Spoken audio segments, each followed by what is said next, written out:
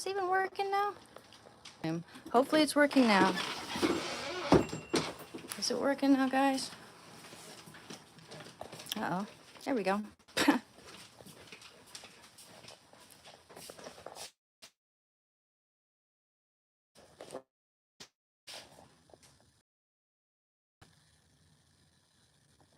Mm-hmm.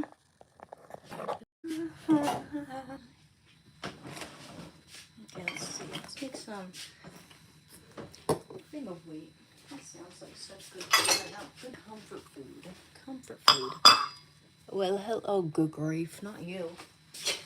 Yeah, you're welcome. I'm kidding. I'm kidding. Okay. Is that what you want? I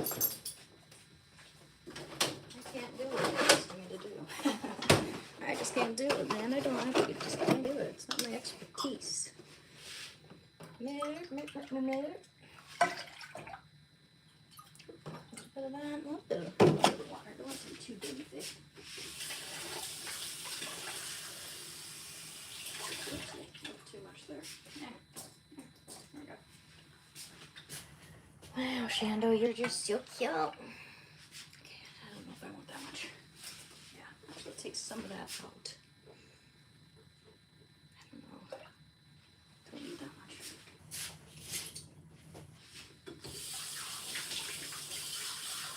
Show me how you want it to be.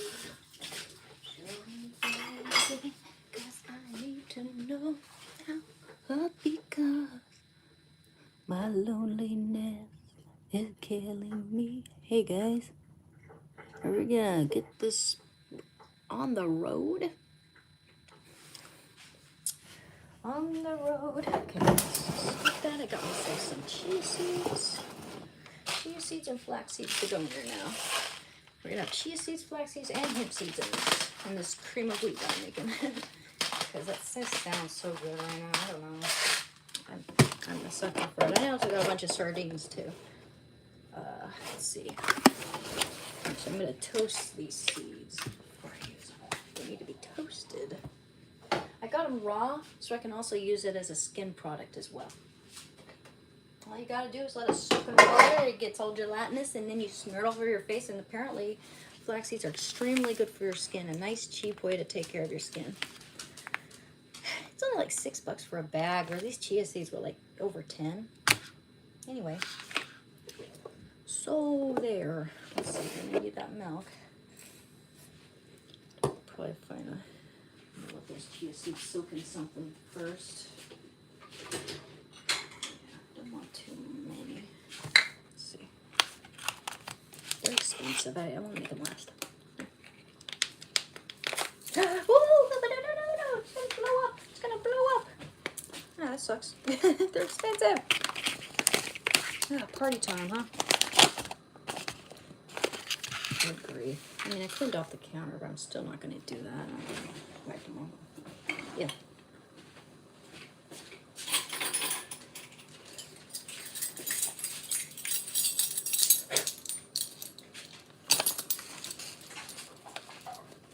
Get a bunch of those.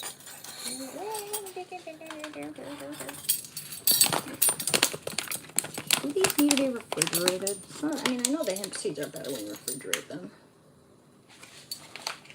Now, let's see, what does it say? What does it say? Store in cool, dry place. Refrigerate after opening. No wonder our chia seeds go bad. I never thought to really refrigerate these, but I don't know. In fact, I'm worried that it might. Hopefully, kids love it. Excellent, excellent.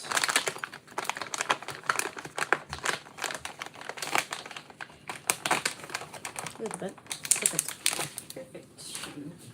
Kiddo, I know we got to go to the park.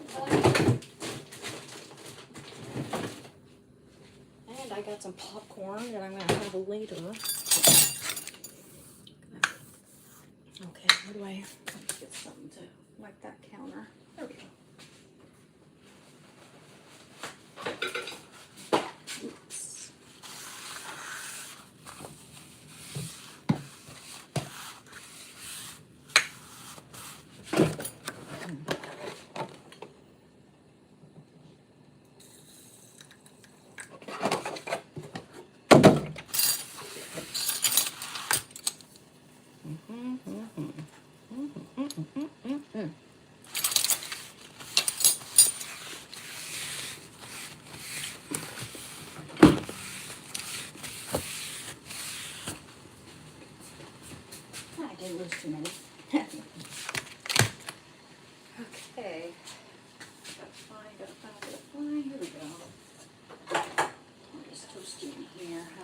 Some apples.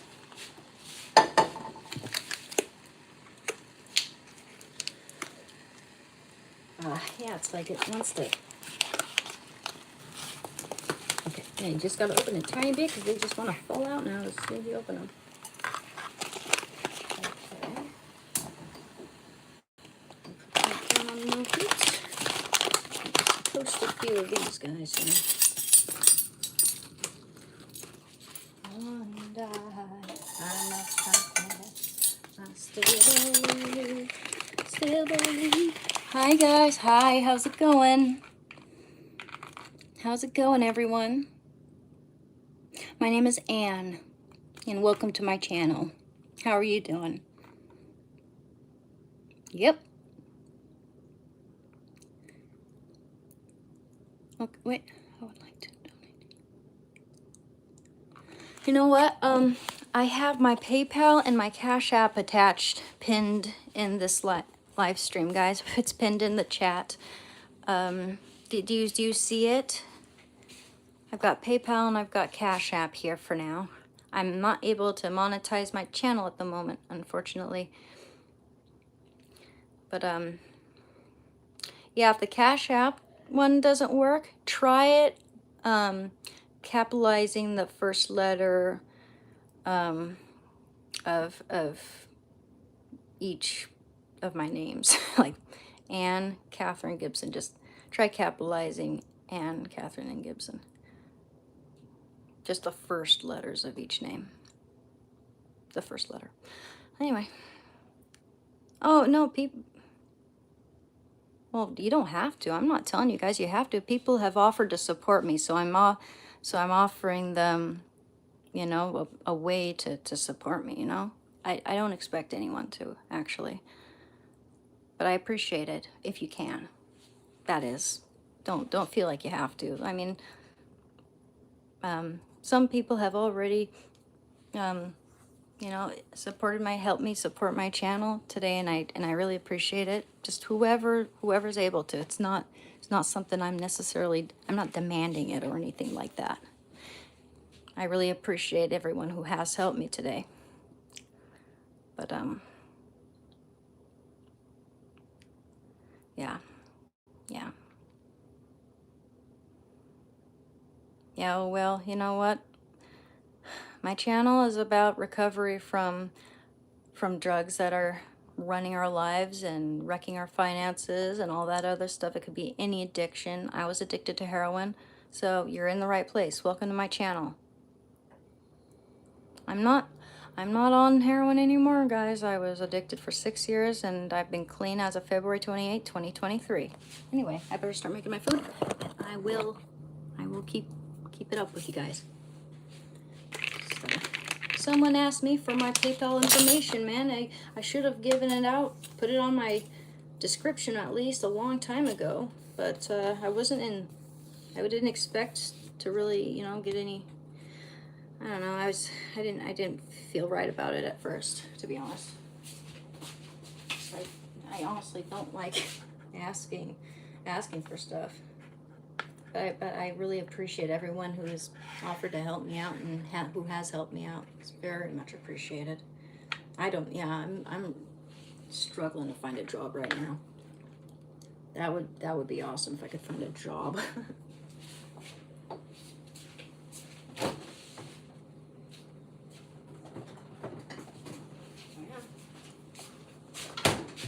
Haters gonna hate and haters gonna judge.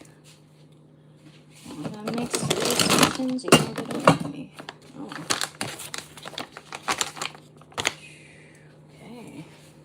Man, it sure does expand. Okay. Oh yeah. Where is it? Here we go. Perfect. Oops.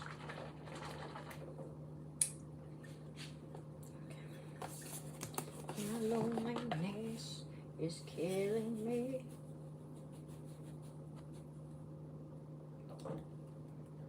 That's good enough.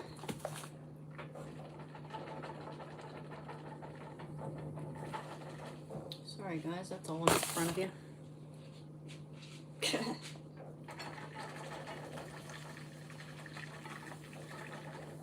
guys know that you're appreciated just by being on my channel, visiting my channel.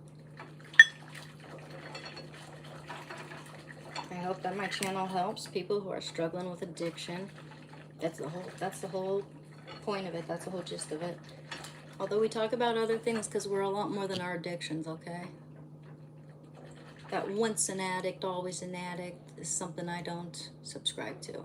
We do recover, and we can recover.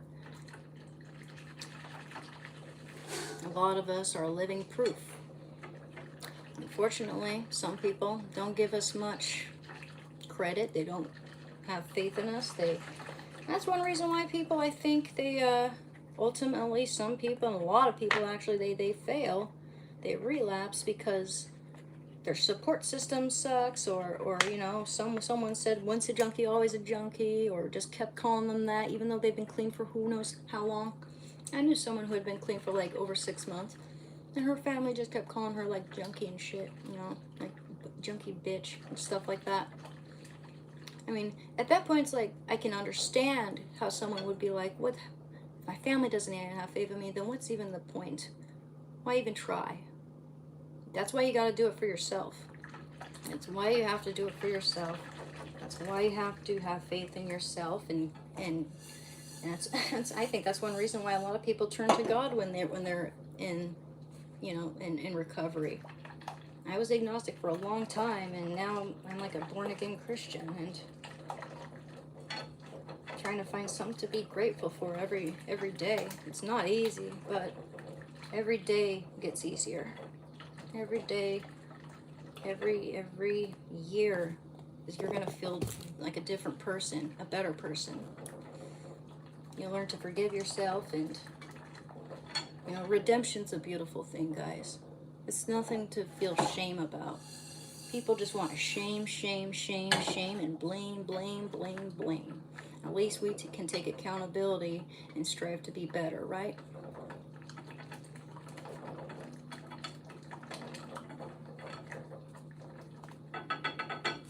Anyway, anywho, don't want that to be too hot there. Don't want to burn our flax seeds there. So, I hope our internet's working here. Whoa. Good. Hi, how's it going? Crabtree? Christian Crabtree? Oh, is it? Yeah, cream of wheat is really delicious. I always cook it with milk, and I cook it with stevia. I try not to have too much unnatural sugar.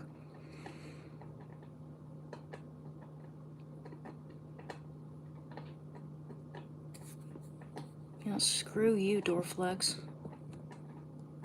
You know, I know you're just trolling. If you were actually going to go out and use, you would not be coming to my channel right now. You've come here to troll, to shame, and to trigger other people here who are struggling. Of course I can't pay rent right now because I don't have money. I clean the whole goddamn house. I'm the only one who ever does around here. It's a 2-story house. My mom is paralyzed from the waist down, so I help a lot with that too. You know, I don't need to prove myself to you. I do not need to prove myself to you. You are probably, who knows what you're dealing with, but whatever it is, it's enough for you to feel insecure enough to get online and try to ruin other people's day, which, you know, sorry, you can't get to me. Okay, so, anyway, we're gonna report you.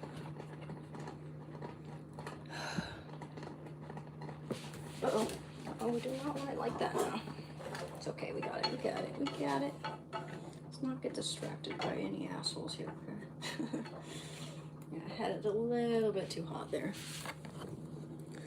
Let's see.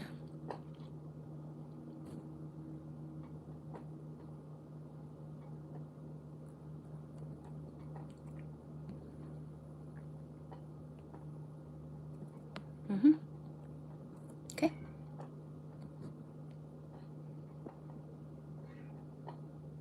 Hey, Muted 22.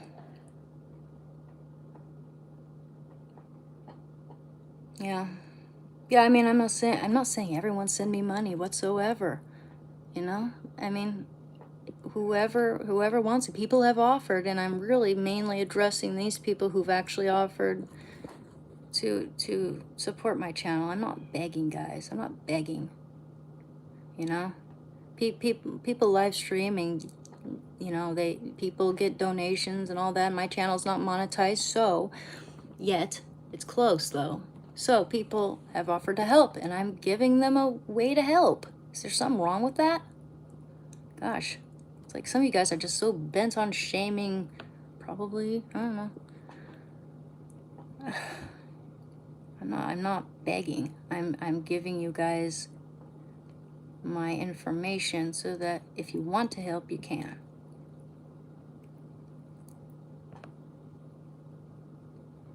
But it doesn't sound like Dorflix wants to. Yeah, calls me his girlfriend. What a weirdo. Yeah, he doesn't care. Doesn't care what he's doing. YOLO. Oh, I just need it. Oh, yeah, there's a perfect one to report. Oh, him saying I love heroin. Oh, yeah. Oh, yeah.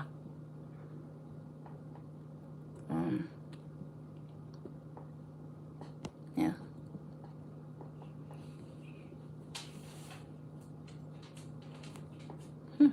Here we go. Hi, guys. I love you, too. I love you, too, Dorflex. Ridiculous. Thank you, Chief. Thank you, Chief. I know you mean the things you say. This guy Dorflex, though, he's not genuine. Oh, buddy, yes, Les. Let me get you some food, okay, kiddo? 1 sec. Almost done here. Almost done. Here. Already.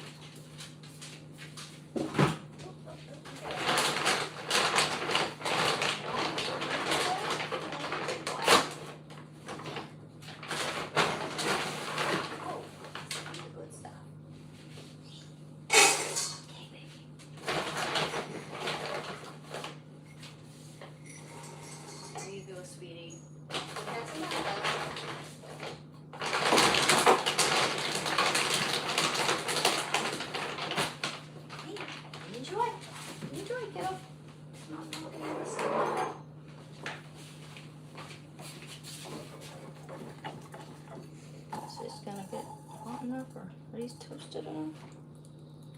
I do that.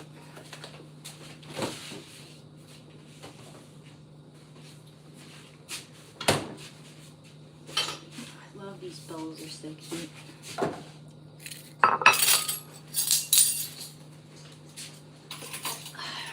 Get my walnuts.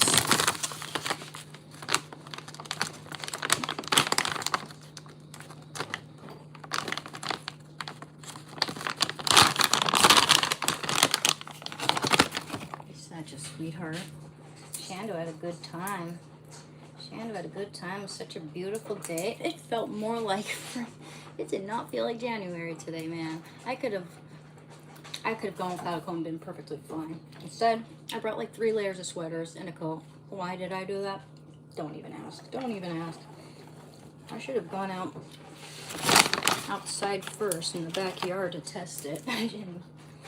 Before going out. A lot more stuff. Let me see if that's good. A little bit more.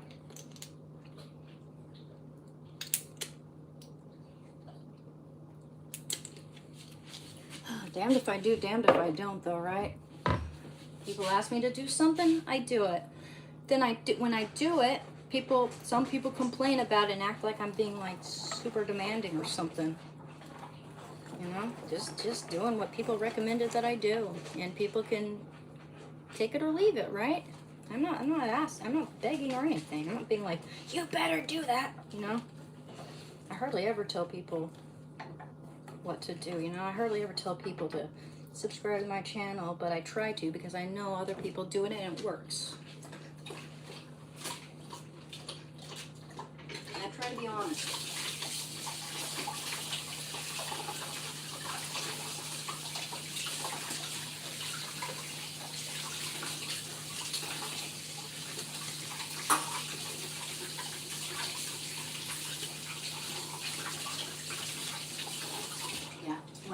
Dorflex is saying, oh, I love you, you're healing, blah, blah, blah, blah, you know, nice things. And then the next minute he's like, oh, I'm gonna go do heroin, yay. Yeah, we all know what he's doing. We all know what that jerk is doing. We're not gonna let him get to us. Okay? I just reported him. That's what it's all about. That's the kind of stuff I report. Hello, Raid the Fairy. How are you doing? Here comes my mod. You're a good mod, I think.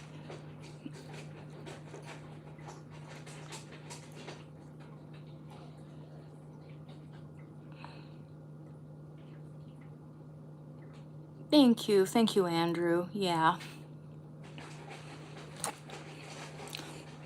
Yeah, most of you guys seem like pretty good, intelligent people. No, I had those mods a while back before I said anything. But I was gonna say that I was gonna let my mods go up until I have more viewers on my channel, until it's to the point where I can't control it, okay? Like I said, again, I don't like hurting people. I don't want to hurt anyone's feelings. That's the reason why I have a hard time saying no. That's the reason why I have a hard time letting someone go or getting them off the mod status. But, you know, I think for now, I really don't need any people modding it at the moment, okay? So please, Fixa and Raid the Fairy. I mean, I can keep you guys as my mods, but please don't bother deleting stuff right now. Just let me handle that when it's this low, you know? When it's this little, okay? I appreciate it.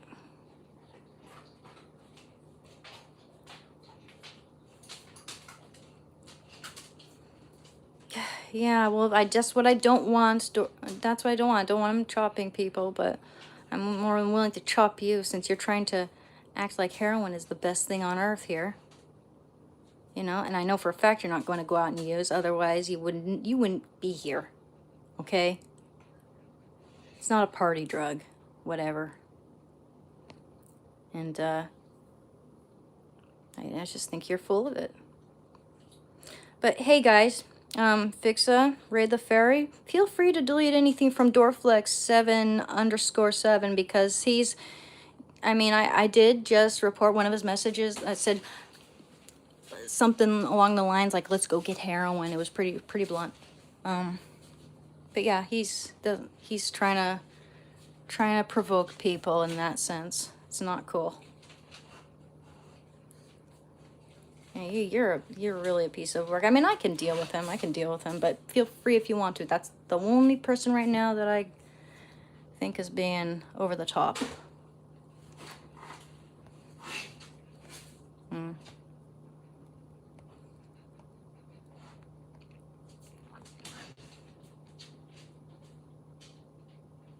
Hey, Jigsaw. Sorry. Let me see. Let me go back here. Yeah, find some passion like sport or hiking give you pleasure to keep your mind busy. Oh, absolutely. That's what Shandu and I love to do. Okay, buddy. What? Why are you crying? Oh, I better get my food, guys. That's a good idea, right? Does this need to be refrigerated, though? What does this say? Refrigerate after opening. Okay. What I figured. Honey, you just... Oh, you didn't even finish your din. Looks like you're full, huh? Oh, yeah, you trying to discern? You trying to discern?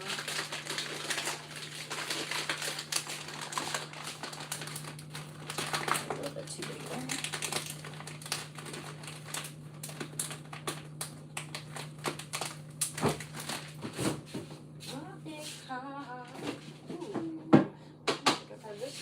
This is my fish oil supplement. This is, cod liver oil. Cod. I've had this for a while too. I mean, I was still working when I got this. And that was a year ago. What, bud? Over a year ago. just about.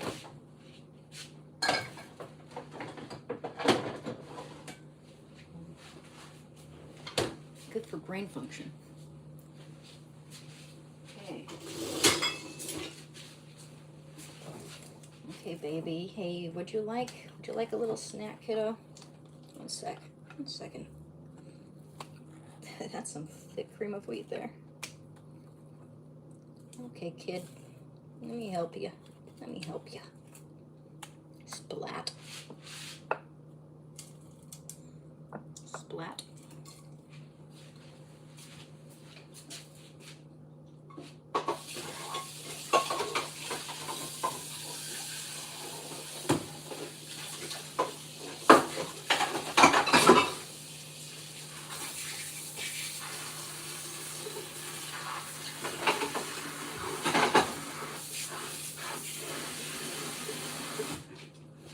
Sure, I'll tell you who. I'll tell you what, Bobby. Sorry, I get behind in the messages when I forget to scroll back down. My apologies. Hey there, Jigsaw. I'm making some cream of wheat with some chia seeds, flax seeds, a little bit of milk. Actually, I'm gonna put that in there now. Well, no. Yeah, actually that's fine. Flax seeds. Oh, these are good. Actually, I don't need too many of them in this thaw. I'll just have the rest as like a supplement since it's healthy. If I put my lips on this thing, it would hurt like a bitch. Bet you were waiting for that. Kidding.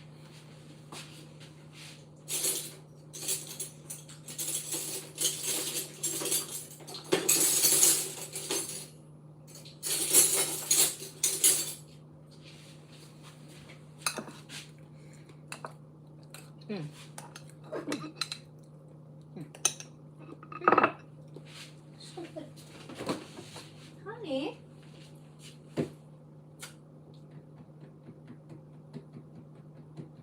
Here, I'll give you a little bit of cottage cheese. How about them apples? I'll have some of that too. Give you a little spoonful. I like cottage cheese myself. Give you a little bit on your food there, okay? There you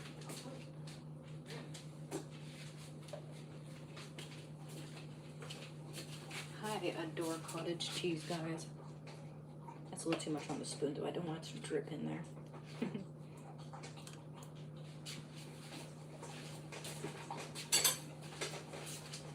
I feel like I gotta save the rest for my dad, though, because he loves it. He loves it too much. This is like his favorite thing to eat. He likes to eat it with, my dad likes to eat that with kimchi. I like kimchi, but not with cottage cheese, I must say. Here's our little chia seeds for extra protein and health and everything else. All right, a little bit of milk. Put down to, oh man, I wish I'd gotten some frozen blueberries, but that's okay. Frozen blueberries are the best with cream of wheat.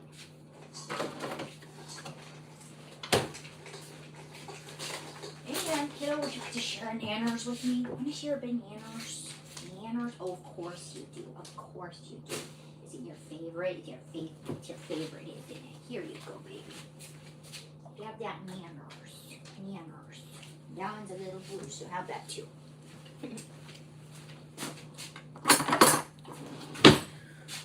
Oh yeah. There's another one.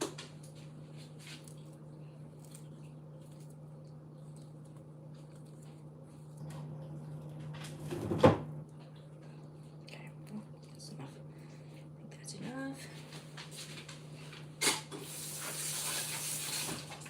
And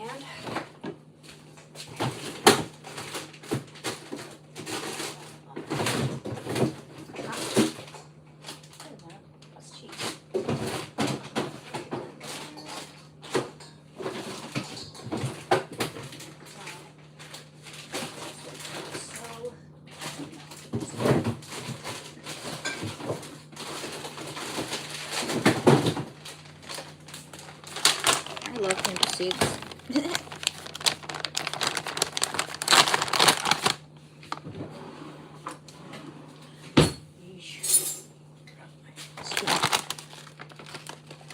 I don't want to waste too many. I don't want to use too many of these up though, so they're expensive.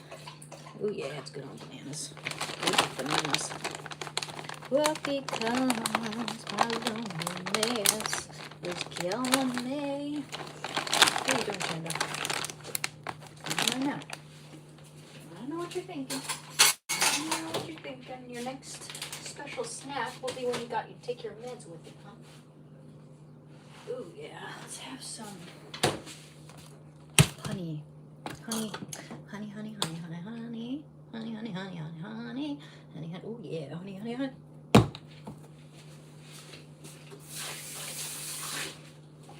I gotta find some to dry my hands on here. Awesome. Cool. Good. I wash these really nicely. Oof. Man, I did got a lot done today. I cleaned the bathroom. I cleaned up this kitchen. Took out the trash. What else? Went grocery shopping. Took Shando out to his favorite place.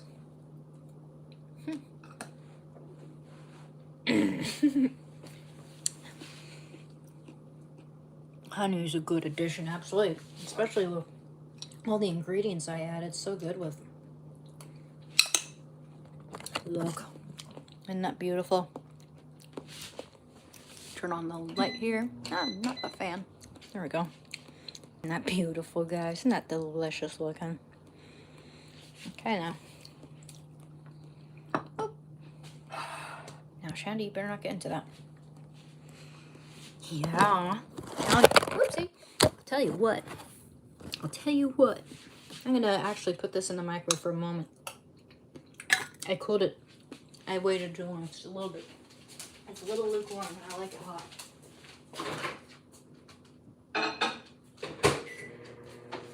Just a few seconds.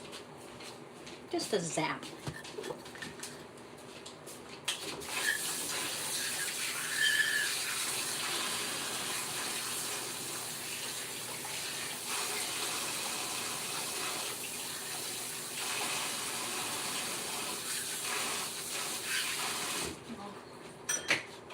Have some popcorn later for a snacky snack. Whoa, got the 1 second.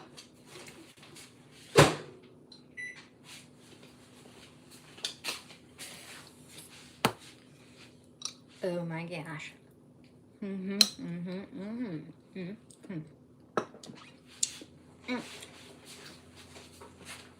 Don't even ask. I can't even.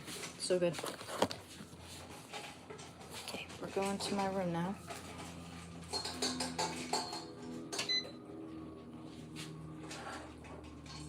Okay, you eat that food first, Shanda. I'll stick with you while you do that. Hi, Samuel. How's it going? Hi, Peter.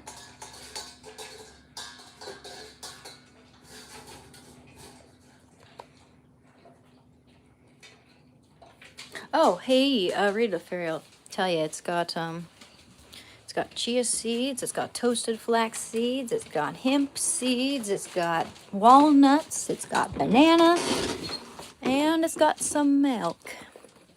And it's got honey, and it's and I put stevia in the cream of wheat too. Oops, no. See, let's put this right here. It's gotta get my little light. Close the door, buddy. Up.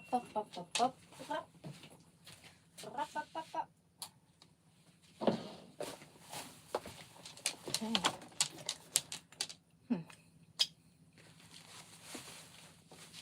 Oh. What's up, Dow? I know, Shando. I know. What's up? What's up, buddy? Okay. Hi. No, thank you. I'm actually not a vegetarian. I eat a lot of red meat. And I love sardines. I got I got these sardines, all these sardines here. That's all they had left. But I always wish I had bought more every time I get them. They're like my favorite sardines. Yeah. I mean, I need the iron, guys. And I love red meat, but I've never really been a vegetarian. I've been a bit of a pescatarian, but even so, it's like if someone offered me chicken, I would take it. You know, the only time I've not eaten much meat is when I'm kind of, I'm on a cream of wheat kick. I did have spaghetti and meatballs the other night, but I'm kind of like, this is like comfort food for me right now. The chia seeds were a good idea. Expands it. Hi.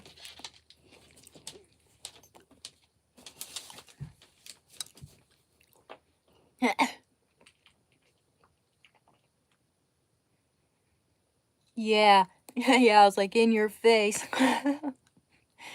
Gosh, the vegan teacher ticks me off, yeah. She's not a good person. And her daughter is just as bad, if not worse. Oh, yes, it did go through, Duncan. Thank you so much. I appreciate it. And I'm glad you reminded me that that was you. Because, of course, I might forget who sent it to me exactly. I really appreciate it. Yeah, that vegan teacher is really a mean person for sure. For sure. If she saw me just using butter, she'd call me a murderer. I appreciate it, man. I mean, I do feel ridiculous that the first donation I ever got just spontaneously brought tears to my eyes. Like, tears of joy, granted, but I felt so corny. Oh, thank you, Raid the Fairy. Appreciate it. Appreciate it. And you know, I tried sharing it this time on, by pinning it. I tried sharing my information, and some people seemed to think I was like being really demanding or something just by having that information up. But I told them, people have generously offered to support me.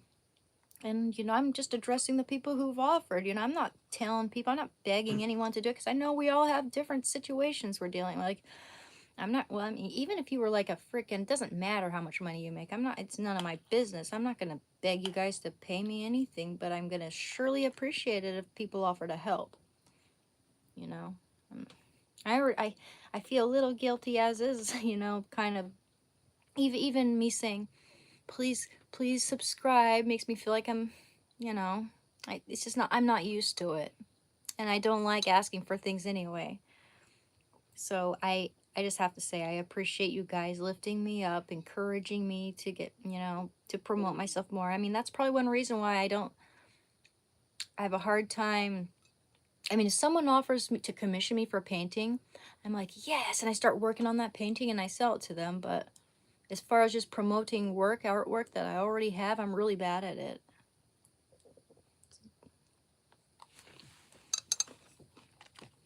I can't monetize it yet, unfortunately. I have enough subscribers. I do not have enough viewing hours. And I have to have either one of two things right now. I need either 3 million viewing hours on shorts, and I need, or I can get like 3,000 video viewing hours, if I'm not mistaken.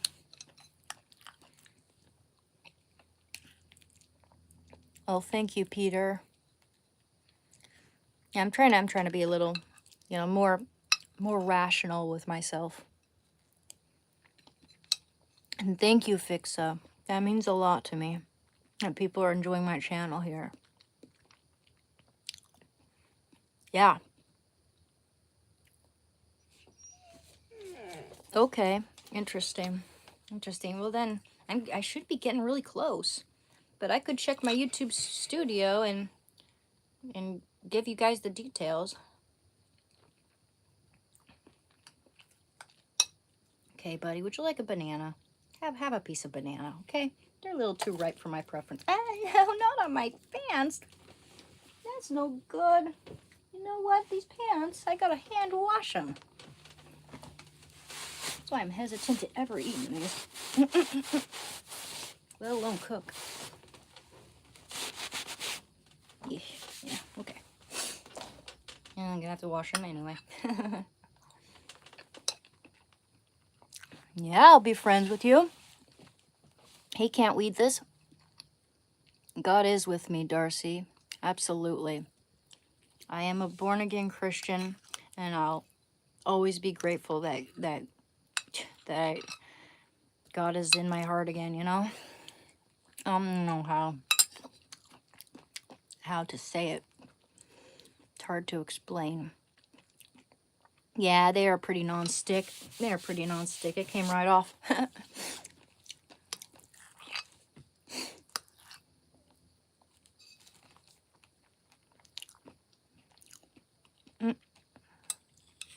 Thank you. Yeah, I really appreciate it, guys.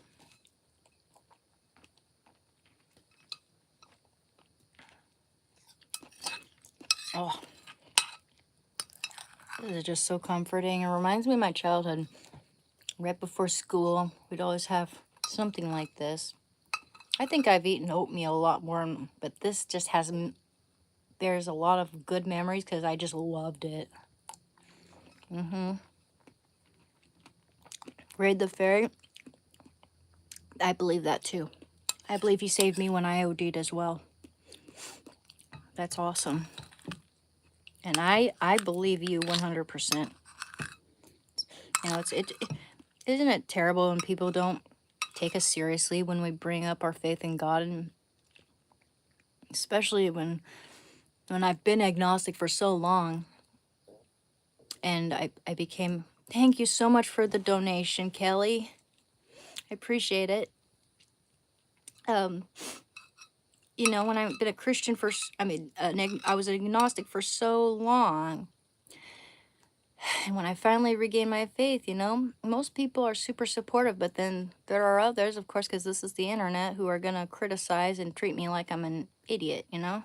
But that's why we got to ignore those people, because they don't know anything. They don't know anything about our experiences. They want to bring us down because they're down. They want to bring us down with them or lower than them. So, you know, it's like, I'm able to tolerate most trolling, but when people start saying stuff like, oh, I'm gonna go use heroin, hee hee, YOLO, I'm like, no way. Well, thank you, Raid the Fairy, appreciate it. I really appreciate it, guys.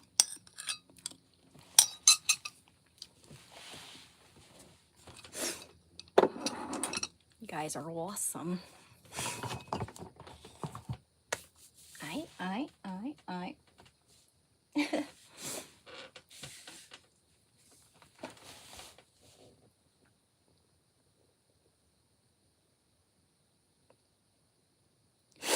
How many subscribers would I need to monetize? I think I just needed 1,000. I have enough subscribers. I just don't have enough viewing hours as of yet.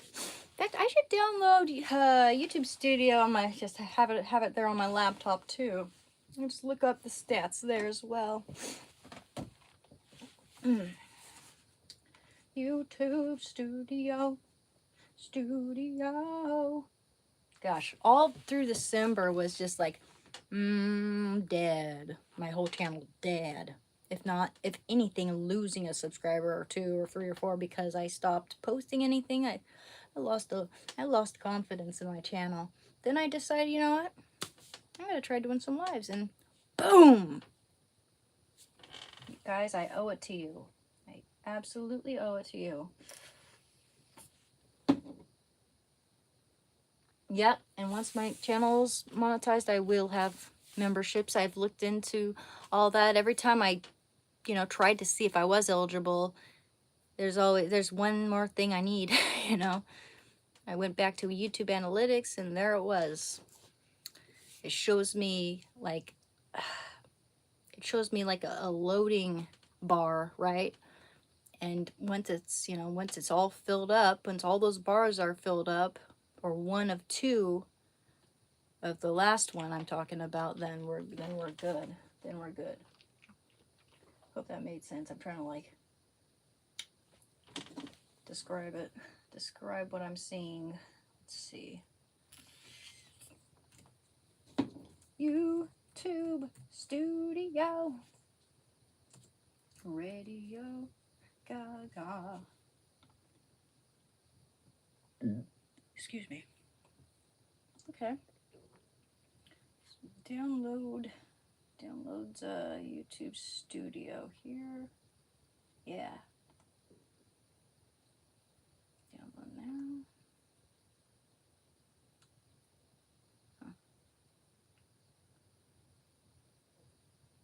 Actually, wait a minute.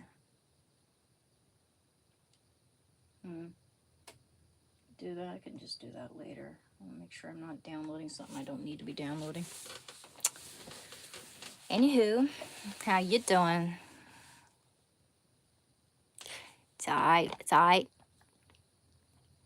Hey, Justin Powers. Sorry, my chat was all the way up there. Sometimes I forget to look at that arrow.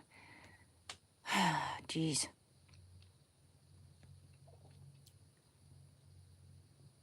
You know, whenever I see your names, it makes me smile.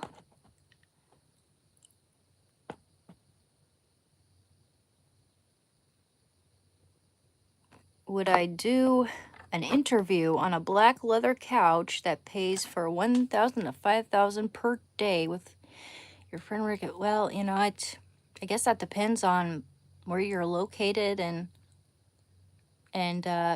the information you give me about it. You know, so that just so I know it's legit. And all, you know, I mean, I kind of have to be here with Shando. And also, I gotta be here to help my dad.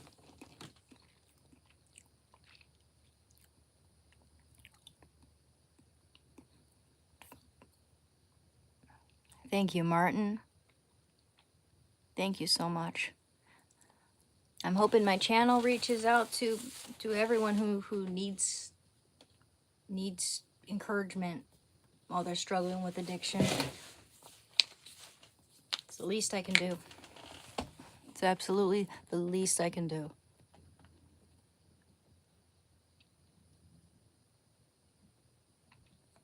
Thank you, guys.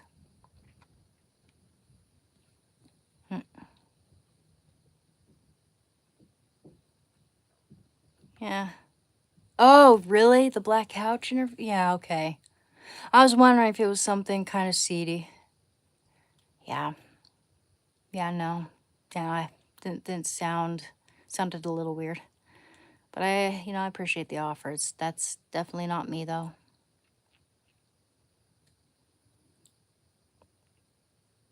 Thank you, Duncan. Thank you so much. Thank you for helping to promote my channel, guys. It means a lot.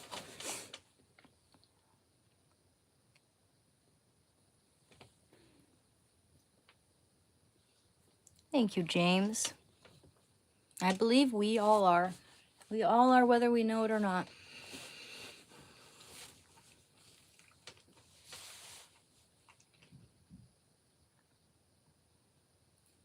I said a prayer for my brother and all my viewers and family and everybody on my way home today.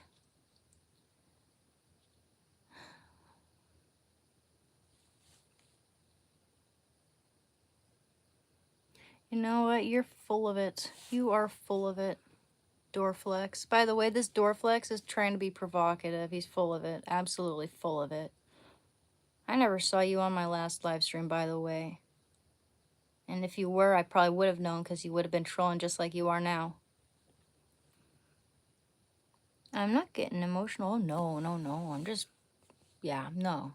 I'm just responding to to someone who's being a persistent asshole. Yeah, I've been blocking him. I've blocked at least 3 of his messages, you know? One of them where he's promoting the use of heroin on my live stream. Mm-hmm. Mm-hmm. That's the kind of stuff I don't accept. I was a heroin addict, Peter. Oh, Mere Christianity is such a good book. I was addicted to heroin for 6 years, and I've been clean as of February 28, 2023.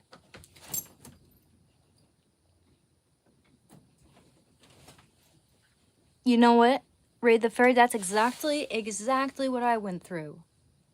You know, when I was with my ex and in college and everything, like, especially when I was in college, it was, if I got shamed, like, up and down the yin yang just for being Christian, especially if you were to say you're Catholic, and people were just like, you know, I mean, I remember my theater class being the worst, where people thought they could just say what, you know, shame Christians left and right.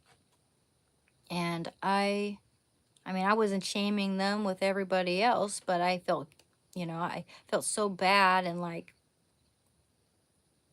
you know, they made me feel guilty. Like I had such an audacity to assume that I knew anything, right?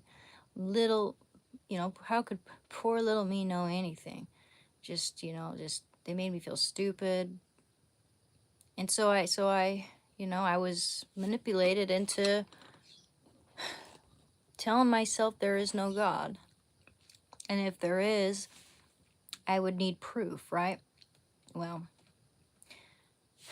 what with my addiction and everything, what with hitting rock bottom, I began to feel God's grace and his strength as I prayed to him. And yeah, I mean, it's like night and day. I truly, my heart is truly filled with God's grace. Thank you, Peter. I know, Raid the Fairy. I know. It's interesting.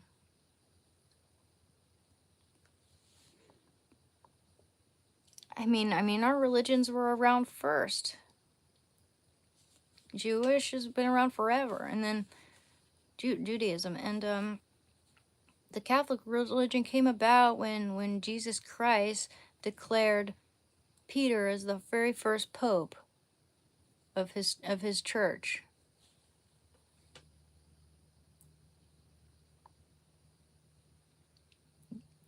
Yeah, good job, Fabio. What Lord Nixon said. Yes, we're here to lift each other up and to talk about things we love to do that help us out, you know, in times when we're bored and craving, and we know that it just takes time and self-compassion. It takes time and patience. It takes being able to sit with your thoughts and feelings without running to some substance to, I don't know, just sedate us. I used to just want to be sedated all the time. Terrible.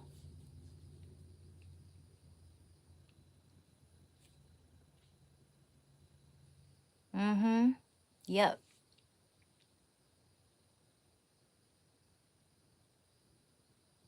Yeah. That's very important. Believing in and trusting something or someone bigger than yourself is, you know, it's so important to a lot of us in recovery. A lot of us recovering from a hard drug, especially, or alcohol, for instance, we have to find a power higher than, or something bigger than ourselves, whatever that is. We got to find something bigger than ourselves, something to give to this world or beyond it.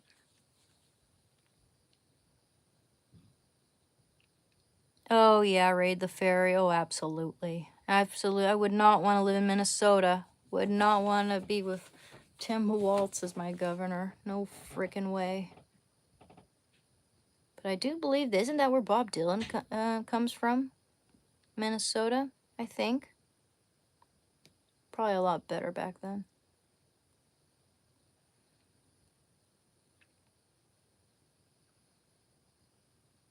Yeah. Yeah, and I know there's a God myself. You know, I'm not here to like preach or anything to anyone, just saying that's just my experience.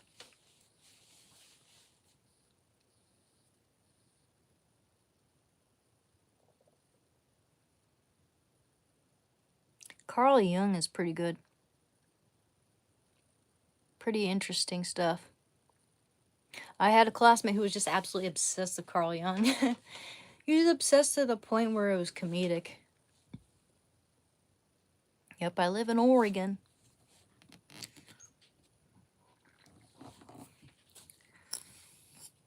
Hi there. Hi, 6M Dollar Man. How you doing?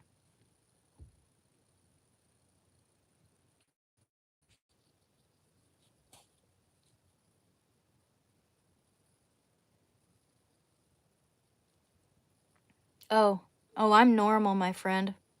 I'm normal. I was liberal for a long time. I mean, come on, I worked in Portland, Oregon for well over a decade.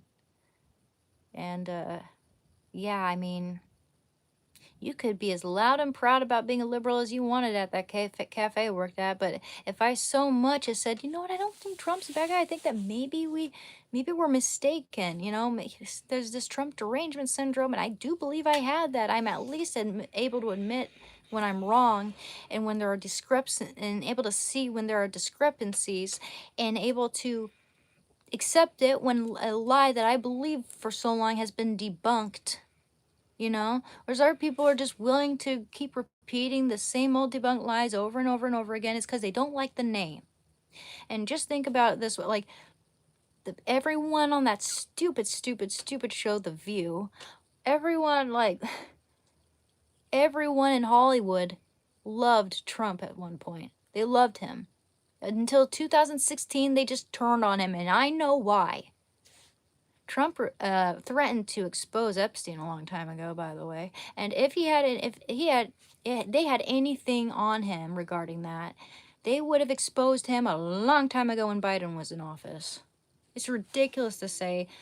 I mean, Epstein hung out with various socialites. It doesn't mean they're all guilty. It's kind of like that Diddy party, right? Before the freak-offs, they'd have just a regular party, you know, where everyone just, you know, acted normal and, you know, partied, but it wasn't like threesomes and cuckold and shit like that.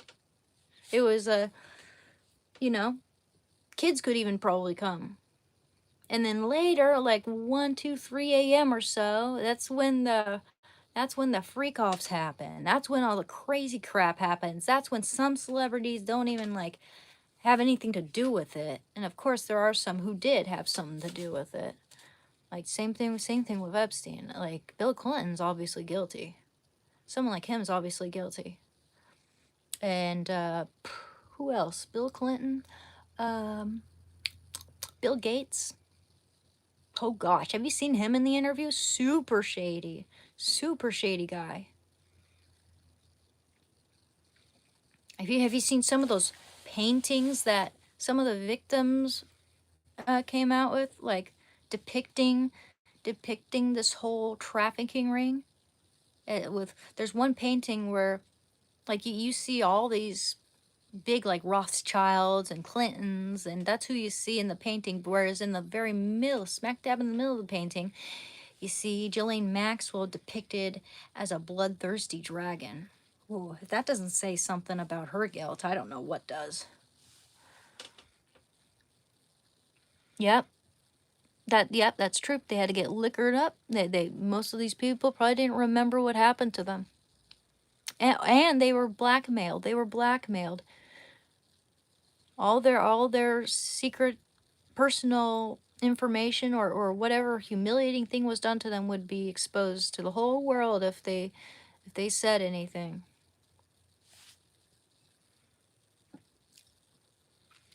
So yeah, I mean they wanted Trump gone. Epstein he tried to get rid of Trump. He tried to blackmail him. even like a long time ago, before this Epstein thing was like mainstream news, Trump was saying that how much of a fucking weirdo Epstein is, and that, you know, that he was totally against it.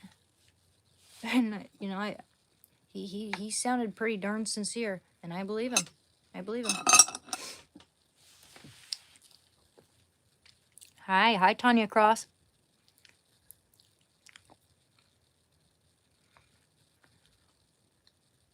Really? He was indicted? Wow.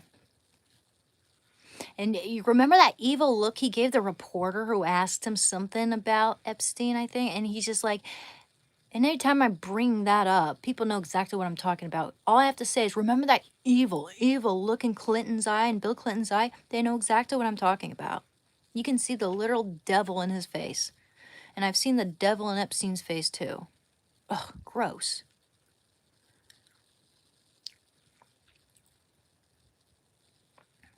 Yeah. Oh, absolutely. We should be able to talk to each other. But Trump, so far, well, he's the only president who has not started a war. And you know, he has ended a bunch of wars before they even began. You know, he in my opinion, he's doing his best to, people say, "Oh, he's snuggling up to Russia, he's snuggling up to China." No, he's not. He's doing the smart thing. He's being diplomatic. He's being diplomatic so that we don't go to war. Like, seriously, people, I mean, they just have to dig and dig and dig to find something up. I mean, there are presidents who, you know, I mean, sure, Trump's not perfect. I did not approve of his response to Rob Reiner's death. I did not approve of that. I thought he was wrong there. And I think they could have handled Epstein a lot better, with less redactions maybe. I don't know. I don't know what type of like a national security thing they're hiding, or I know of course the victims have to be redacted. But there are whole entire pages that are redacted, and I have to wonder what the heck. You know, I mean, I know this is not all in Trump's control. He's got a whole bunch of people giving him permission on a bunch of stuff. So it's not right for us to say it was all the president's fault, when in fact there are a lot of things that he can't get done because the Democrats won't let him. Sometimes it's gotta be like, you know, it's a voting process. Yeah, the Epstein stuff was handled terribly. I agree. Mm-hmm. But that's what I'm saying, is like, the reason why I think a lot of Hollywood and a lot of people on that end, they hate Trump, is because they got a lot of dirt. There's a lot of stuff to expose them for. The Clintons, man, they wanted him gone. But look how much dirt they have on them. I mean, you could list down a bunch of stuff.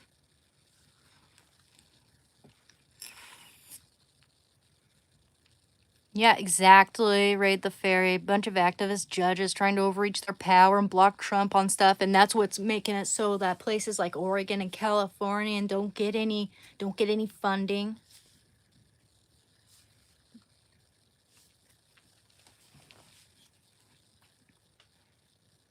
Slows things way down. Yeah. Yeah. And all that, all the corruption, all the wasted money, all the money that's just given out to everybody else but the American people who actually need it. Yeah, Trump is trying to rebuild our country, which has been just ravaged by the Joe Biden administration. They us tax paying Americans, you know, we deserve some of that money back, I think.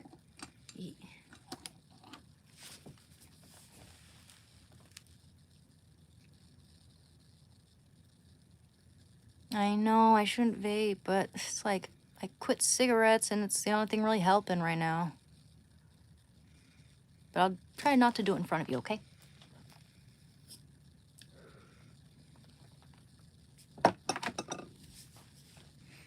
Guys, yeah, mm,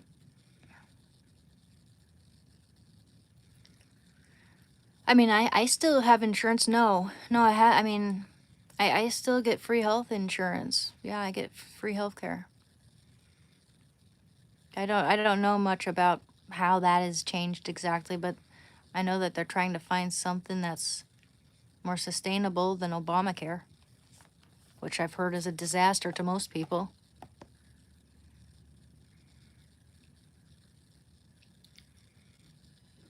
Mm-hmm.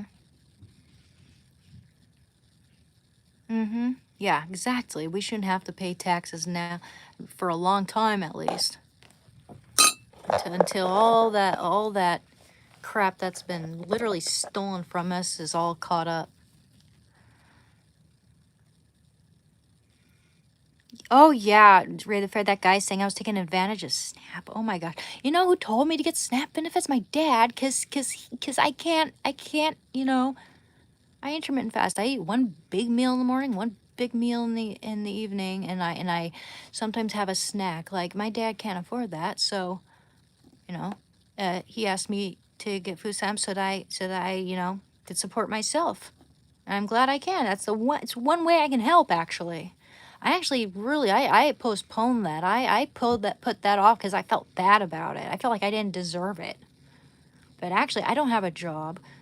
I'm lucky I'm not home. I'm lucky I have parents who aren't going to kick me out on the street, and you know. But it's the least I can do. The least I can do is be able to buy my own food and keep this house clean. And then once I have a job, I can contribute with rent as well. But believe me when I say, none of my other siblings, even the one who doesn't work, never helps out with any chores unless someone begs them to, or asks them to, I should say. But no one ever asks them to. I'm always working, doing chores without even having to be asked. It's and it's one reason why sometimes I'm exhausted is because I try to get these things done before I sit down and relax with y'all.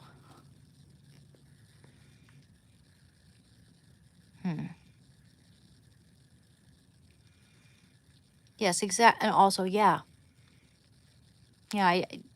There's nothing fraudulent here on my end. Absolutely.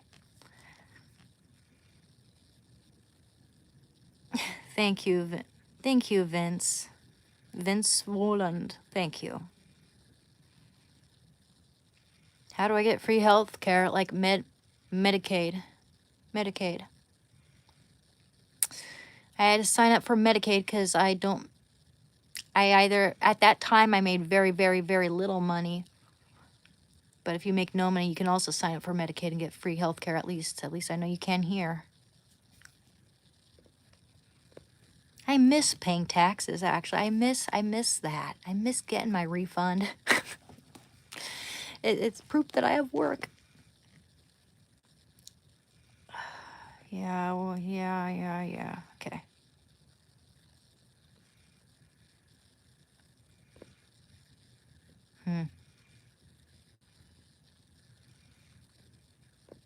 Yeah, well, you're so full of it.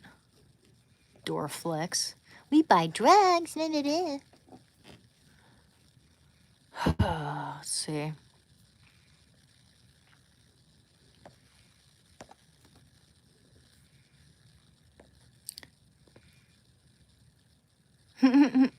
Like a hobbit. Fix a second breakfast. That that was one of the cutest parts of the first movie. Second breakfast.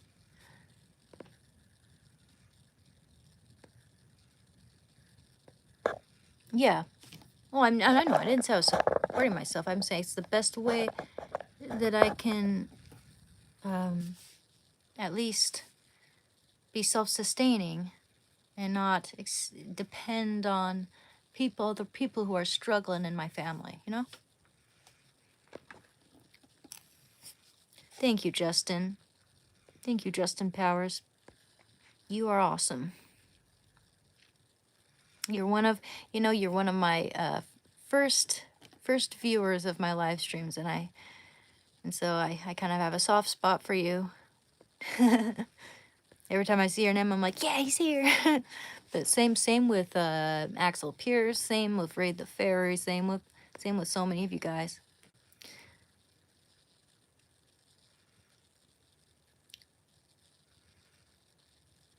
I don't think he's gonna cut Medicaid. Oh wait, I don't want to respond to you. Never mind.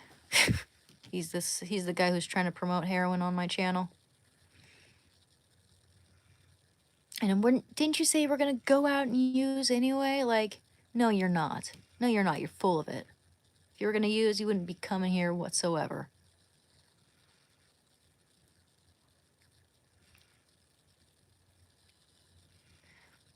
Mm-hmm. Yeah. Yeah, it can be a lifesaver, SNAP benefits, if you're, you know, if you literally have no other assistance. I'm actually the third from the oldest, Barry. Third from the oldest of my siblings. Oh gosh, I'm way behind, aren't I? Sorry.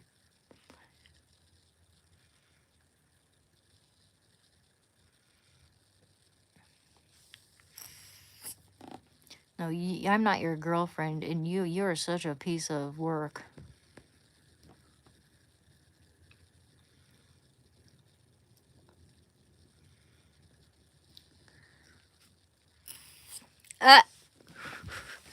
Raid the Fairy. I don't wanna. I mean, you guys made a lot to me, and I don't wanna like play odd man out. You guys are awesome.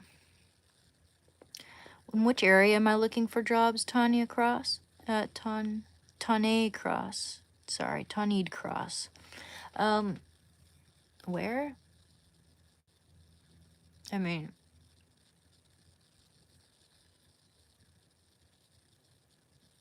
I'm thinking about what I should say. Because it's not a good idea for me to, if I ever get a job in that place, I wouldn't want for everyone to know where I work, right? Okay, the general area where I live, okay? Could be close to Portland, could be in Portland, could be Beaverton, could be around Beaverton, could be Oregon City. That might not be bad. They have some affordable places there. It could be Hillsboro. We'll see. We'll see. It depends. I gotta get back on Indeed.com and see what they have. I have not been on that job app in a couple weeks now, and I should see if they have any new listings for sure. Axel Pierce is awesome. Yeah, exactly. And the thing is there's nothing wrong actually. I felt guilty because I thought I said something that set a few people off, and I thought he might have been one of them who didn't take it that well. So just my political views. So yeah, I mean, I felt bad for a little while during the live stream, but then after he got off, I realized he was responding in the comment section to some of my videos. So I felt a lot better after that. Felt a lot better because I like Axel Pierce. He's cool. Yeah, I'm not going to say where I'm located. No way. No way. No way. I gave a very ambiguous answer there. No one knows. No one knows where I am. I feel like people are trying to gauge where I live, and that is super creepy. No, I'm sorry, guys. I'm not a full-blown idiot. Even though sometimes I can be too nice to the point of making stupid decisions. I need to be careful about that. Sometimes I take it for granted people's intentions, and I just assume the best out of people, which, especially on the internet, it's like that can put you in danger. I've heard of people having to deal with stalkers, and my God, how scary is that? Oh, hey, Raid the Fairy. Yes, I did graduate university. I graduated with a Bachelor in Fine Arts. Bachelor in Fine Arts. Thank you, Joem. Yeah, you're just gonna get blatant honesty from me. That's for darn sure. There's gonna be things I regret and things that, you know, I mean, I'm hoping that it's helpful. I'm hoping that it's helpful.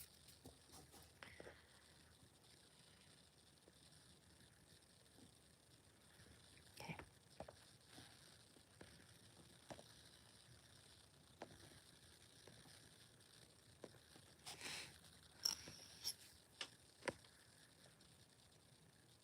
Sorry, guys. That darn vape, right?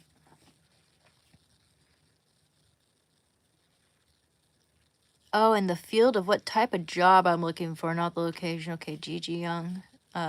You could be right about that. Absolutely. What field am I? I've been looking into like doggy daycare. I've been looking at art supply stores. I've been looking at caretaking jobs. Teacher's assistant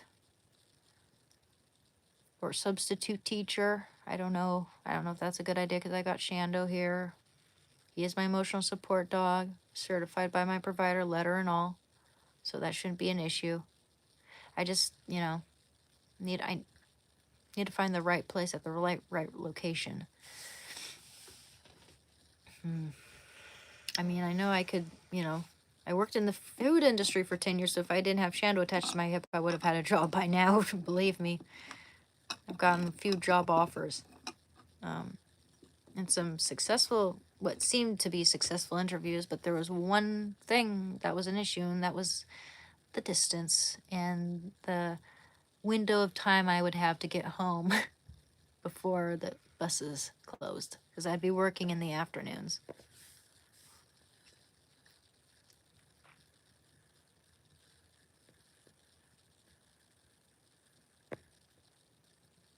Yeah, you're kind of creepy. Yeah, you know what? F you. I'll report that. Ah, god damn.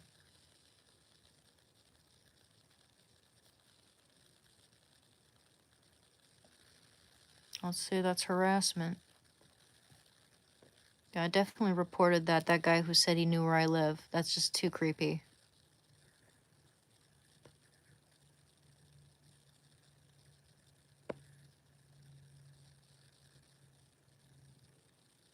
Yeah, I'm in Oregon. That's all you need to know.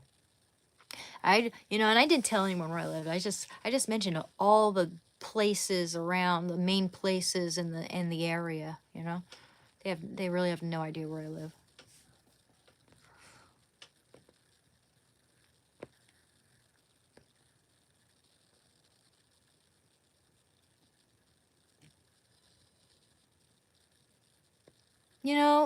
You used to be beavers in Beaverton, Teddy Mac. We don't see them around anymore. If I see anything around the area, it's nutrias. But yeah, I don't live near Beaverton. I'm not giving you guys any hints, by the way. I'm not going to talk anymore about that, okay? It's not smart. And yeah, what career am I looking into again? I'm looking into maybe even drug counseling, or maybe being an art therapist and working with my art. I need to probably take a few classes in order to do stuff like that. But I'm also considering working in retail, as far as like, working in an art supply store or doggy daycare. Those two things, I might find some work. LADC stuff? LADC. What? Now, what does LADC mean again? LADC.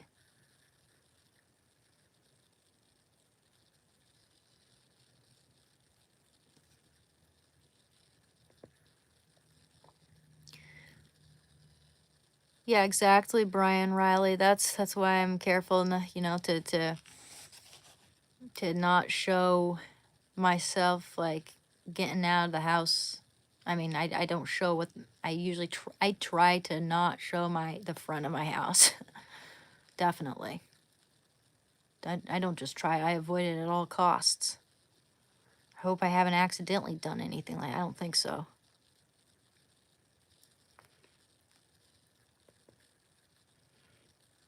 Yeah, it is bonkers, Chai Boba. Gang member. What an idiot. Yeah, I have a feeling Dorflex is a stalker too. I'm like reporting his comments.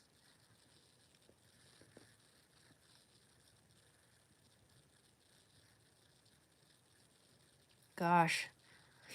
Yeah, stalkers are scary. The Dread Pirate Rob.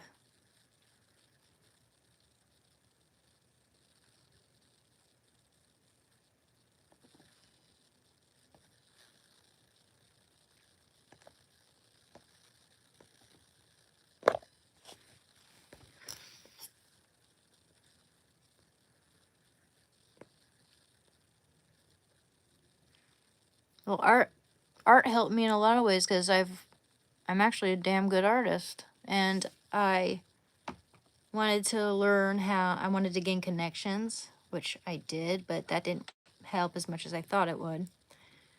I got a number of commissions while I was there. I learned how to paint in watercolors a lot better than I used to know how to. Technically, I've improved my work, but I've been painting and drawing since I was little. It's always been a passion of mine. And I know I can't, you know, I had a lot of people encouraged me to go to art school. My best friend was the one who finally got me to make up my mind to go to art school. And granted, I kind of regret, I feel like there's a lot of stuff I could have learned just online or whatever. But I mean, gaining connections is important. I had an art teacher back, you know, I just took one art class because it was a requirement. I was actually taking geology at Portland Community College.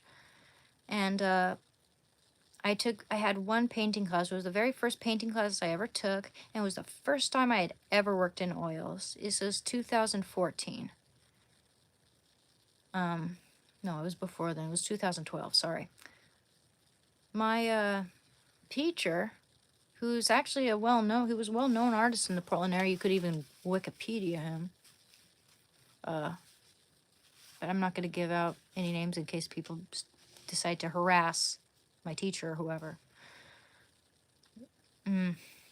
Anyway, so he took me in the back room after class. He said, "Is this your first time working in oil painting?" I said, "Yes." He took me in the back room where there are all these used canvases and, you know, stuff that people leave behind. He gave me like 5 used canvases that, you know, you can all paint, artists do this all the time. They just paint over it again and again, you know. They can apply some gesso over it to just make it like a brand new canvas practically, you know. And he gave me those canvases and said, "I don't know what you're going to do with your life, Hannah. Don't stop painting, though." And that has always stuck with me. Here, want to see some of my paintings? I mean, I don't care if you don't believe me. I'm going to show you some of my work anyway. Because I know people they like to think that I'm useless and don't know how to do anything and, you know, whatever. Don't know why people are so insecure they have to try to bring other people down, but that's a painting of my best friend. That's oil on panel. That's one of my best works right there. And I did this back in 2017. That's oil on panel. Thank you. Thank you, Chai Boba. Thank you, Tanya Cross. Thank you, Barry Bostwick. Thank you, the Dread Pirate Rob. Thank you. Thank you. Yes, I did paint this. Hell, man, I have a photo somewhere of the my easel up in the corner of the classroom by the window, and this in the work being a work in progress in that photo, because I think documentation is super important, especially with your own artwork. You gotta that's, I mean, some people will be all like, you know, that's not your artwork, and like, how you can make art. Like, why wouldn't I be able to make art just looking at me, huh? Is it because I'm a woman? Like, come on, I'm not even a feminist, but seriously, some of you guys say the darndest things. But that's my painting. Yeah, like I can't have a strong jawline. Anywho, tangent. You see, guys, I told you, every now and then I'm gonna have a little tangent.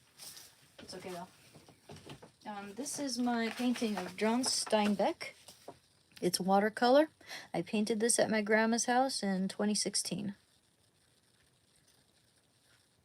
John Steinbeck watercolor and charcoal and gouache.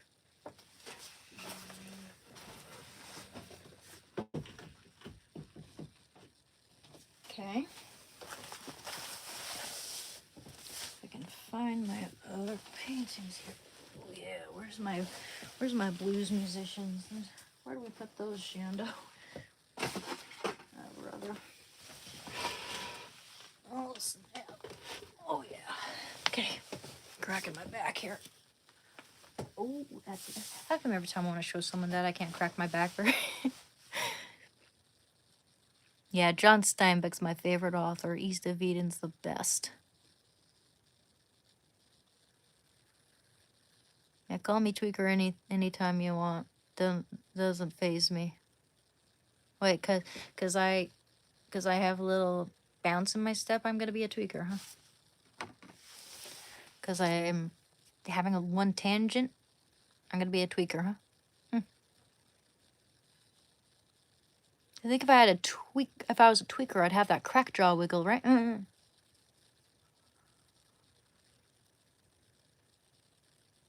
No.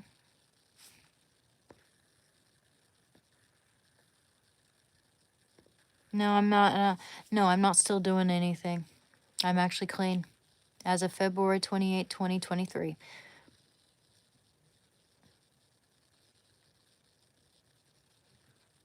Thanks. Thanks, guys. Yeah, I'm gonna try to ignore the trolls now, okay? It's not good for me. Not good for me. There are too many nice people on my live stream who deserve my attention. Thank you, James. Yeah, fuck 'em. Exactly, Brian. Thank you. Thank you. You know, it's just like insecure people just want to bring others down when they feel weak. You know, especially a man who feels like super insecure and he sees that a woman is being stronger, it is stronger than him, both emotionally, mentally, and all that. Like, he'll try to bring me down as much as he can to his level because he's just super insecure and can't stand to see, like, as he perceives me as much, much weaker, of course. He's going to also think that I'm mentally weaker, too. So, anytime he sees any woman, for that matter, strong, you know, stronger than him, and he's gonna try to bring them down. You know, it's just a and if he succeeds, it's like for him that's a big adrenaline power trip. He just gets his rocks off. That's why he's saying like, oh yeah, let's go do heroin, yeah, everybody. And all I'm trying to do is help people out. That's all this channel is supposed to be, is helping people with their addiction. Yep, the haters are outnumbered in this room. Exactly. I don't think all men are like that. I'm not saying, I said some men. Some men. Absolutely. Because I'm a man lover. I'm not a man hater. Don't get it twisted, okay? I don't mean it that way. But yeah, I mean I've had with women it's usually oftentimes it's like a jealousy thing. I've had women look at me like I'm done about to go steal their husbands. I remember this one time I was at a wedding with my ex, and well, of course he was my boyfriend at the time, and I forgot who did get married. I forget who got married, but his roommate, I lived with him, and his roommates were in the separate rooms of that house, and they all had girlfriends. Well, one of the roommates comes along, and I come up and just start casual chitter chatter. You know, I'm chatting with everyone at the wedding, and I'm just chatting with him. Suddenly, his girlfriend, who's so much really tall, like she should play sports, okay? She comes up to him, boom, boom, and wearing heels, chun, chun, chun, chun, just takes him away, oh, like, but without even acknowledging me, without saying, "How are you doing, Anna?" Like, without saying, like, "What are you guys talking about here?" Like, no, it was just, "Let's go," like, acting like I was flirting or something with her significant other, and I've gotten that from women. You know, it's like you can't really control how people think, right? Some people are just insecure. That's what I'm saying. It's like people are insecure towards towards people who they feel threatened by.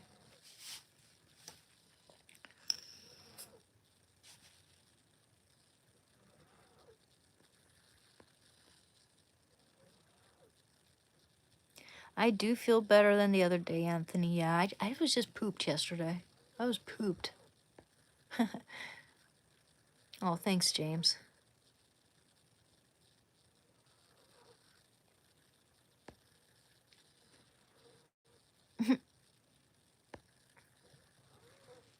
Yeah, right.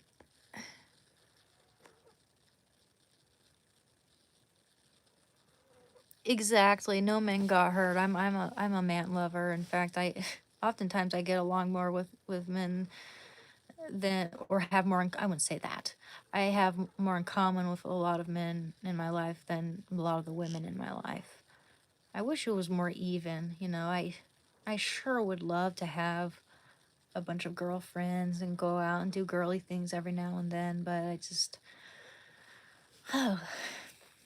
for some reason I've always, you know, guys feel comfortable around me. I don't know why that is. And girls for some reason or for one reason or another oftentimes don't.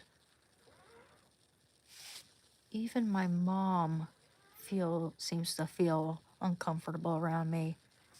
Seems to think that I'm trying to do something weird. Like I I'm not even gonna get into that though. Not gonna get into that. That's too painful for me to talk about. I want to try to forget about it because none of it has any bearing in reality.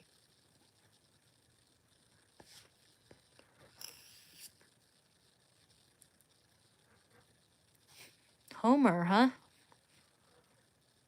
Like Homer the Odyssey or what? Homer the Simpson?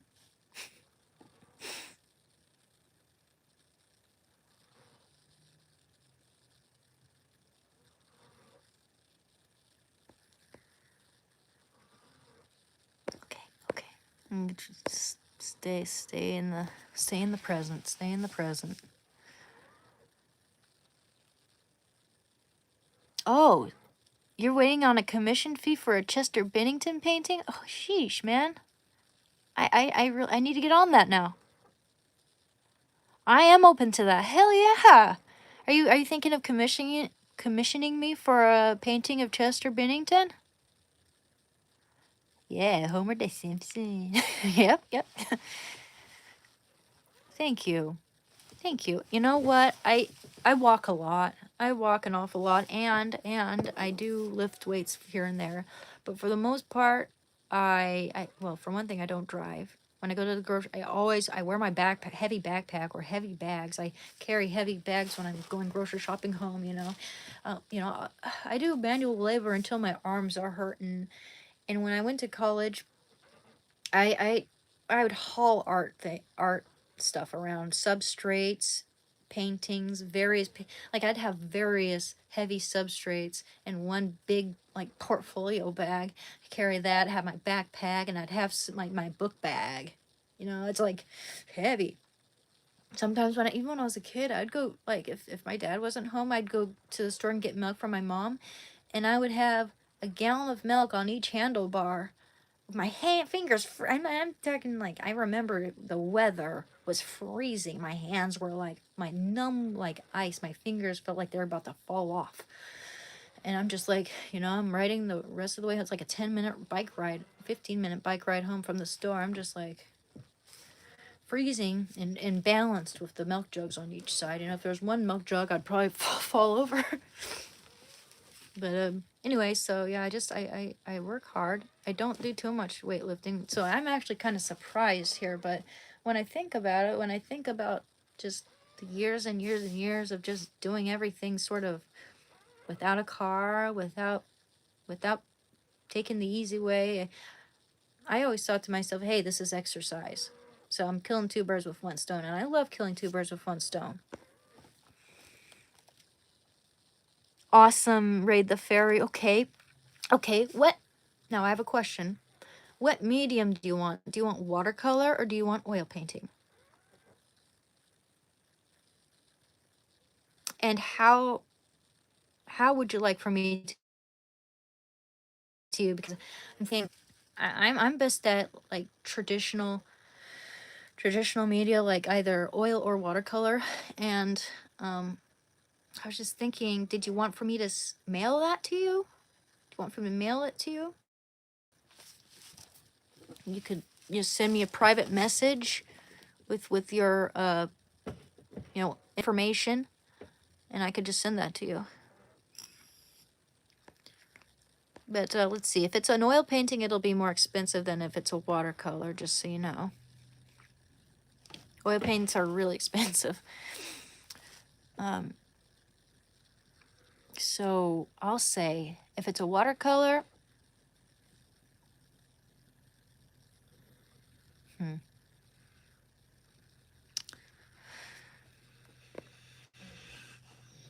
like, what are you willing to spend on a painting? How about that?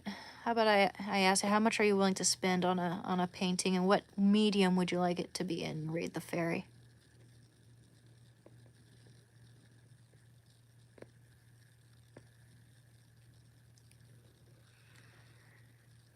Theran P. There you go. Maybe that should be the name of my channel. Shit. Well, thank you, JDC682. I try to stay healthy. I do. I'm a bit of a health nut.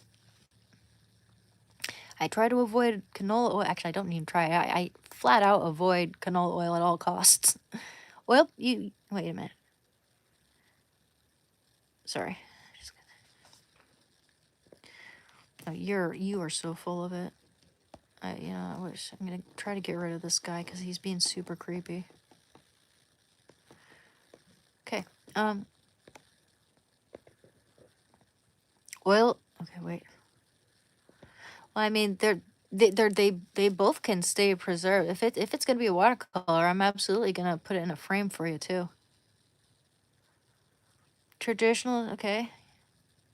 Yeah. Oh, I'd love to mail it. Cool. That sounds good, Raid the Fairy.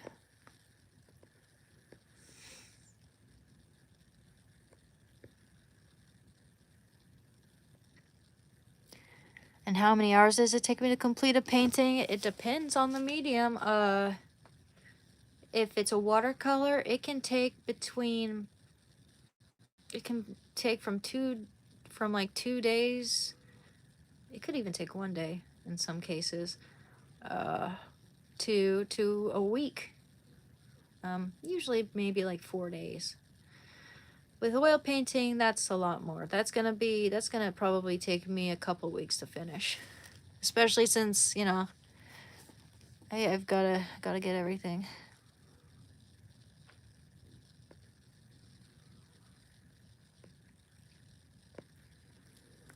So I usually pay by the hour. If, for instance, if I work on an oil painting for like, I don't know, 2 hours per day. Okay.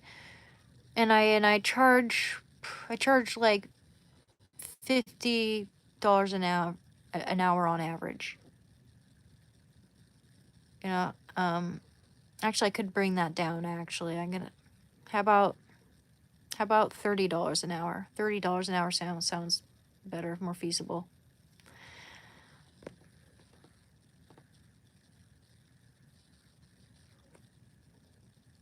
You know, I can do a really good watercolor for you for like a couple hundred.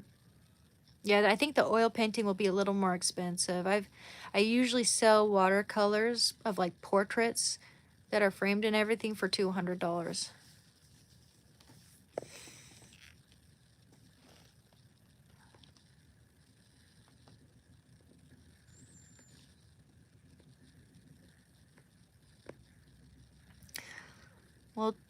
Well, Tane, Cross, if you're serious about that, you should contact me on Discord and provide for me all the details, like what kind of painting do you want, and if it's going to be $1,000 painting, it'll definitely be an oil painting. Thank you, Justin Powers. Yeah, I'm hoping that would be my dream.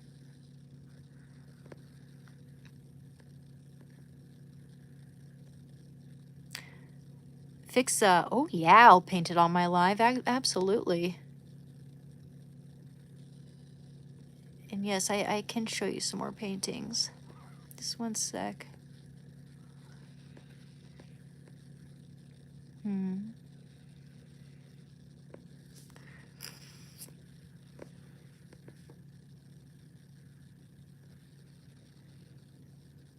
Well, yeah, I'm pretty darn good.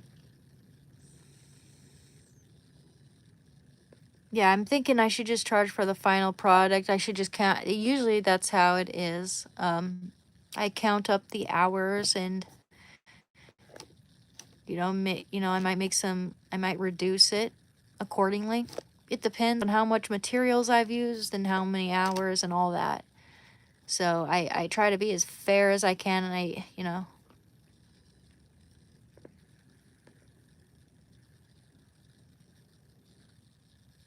mm, mm, fair, for sure.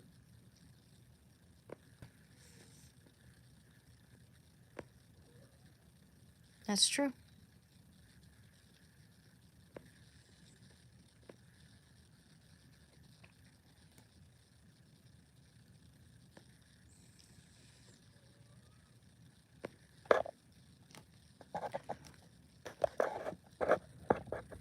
Oh yeah, I can take a deposit beforehand. I've done that before.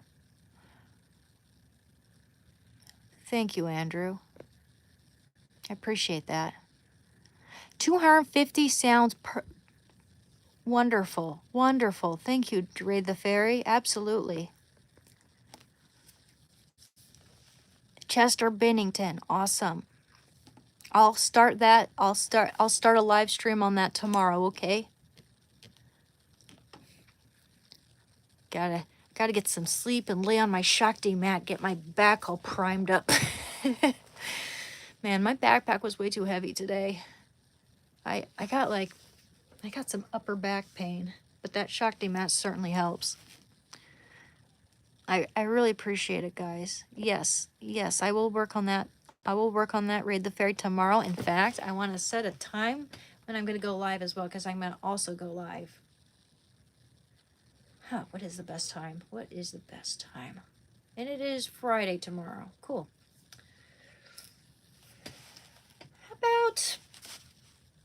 How about 3 o'clock? I'll start at 3 more. Not even. Earlier. 2 p.m.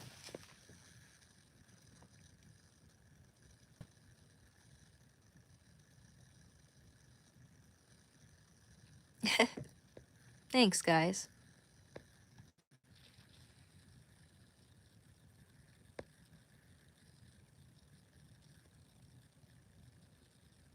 Yeah, yeah, definitely. I usually do take a deposit first.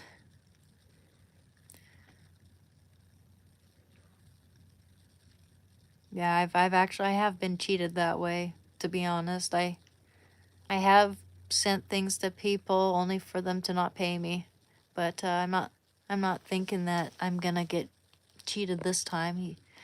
Raid the Fairy seems like a pretty. I mean, I feel like I can trust him, even though I don't know him. If you understand, if you get what I mean.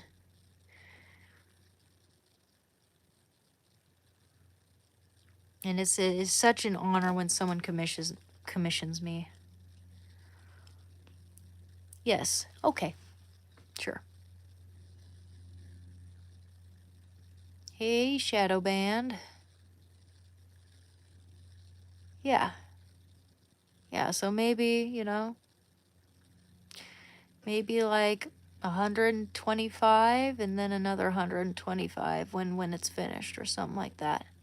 That'd be sounds good. I do watch movies, yes, and series. Have you guys ever seen that show Squid Game? It's super good. Oh yeah, and also size matters too. With the watercolor, it's almost always like 11 by 14, something around there. Let me see. Show you what my substrate looks like, and it's really good quality watercolor paper. I mean, there are only like, let me see, 12 sheets or something in this watercolor. Hey, these water. Oh gosh, let me get it. Here, is that it? No, it's not. And the whole book is like $50. It's like $50. That means it's like, hi kiddo, hi, what you doing? Like $10 per sheet. Let me see.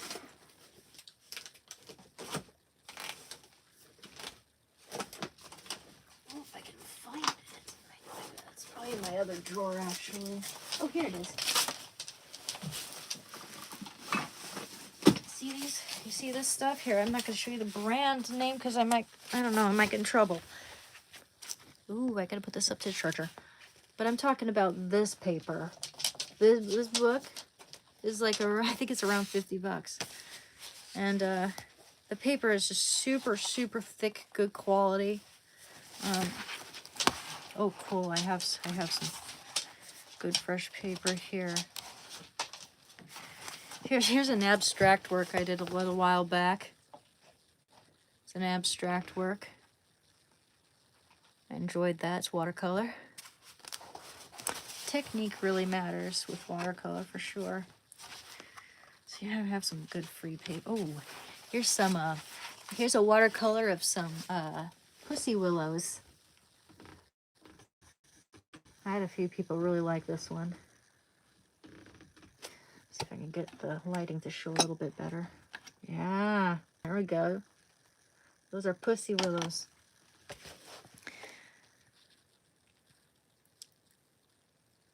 Okay, take care, Duncan. Thank you for coming to my channel.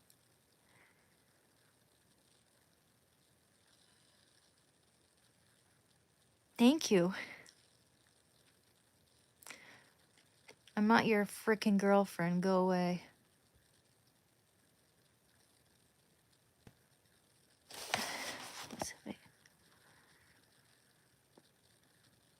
Thank you.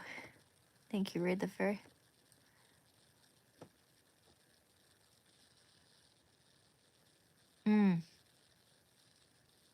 Okay. Get absolutely Raid the Fairy. Absolutely.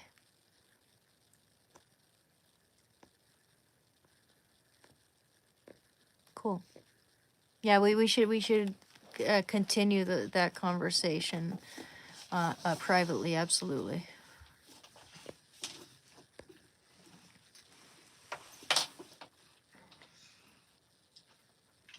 Yeah, I'm doing good. Thank you. How are you doing? Okay, that one didn't turn out good. That one didn't turn out good either, man. That one got messed up. I was trying to paint, if you can guess, it's Layla, Princess Layla. I totally screwed up on that one, so that was a while back. Yeah, so definitely should probably get that. Separate that maybe. No, I guess not. Yeah. God, they don't have many sheets here. And I got lots of other watercolor paper too.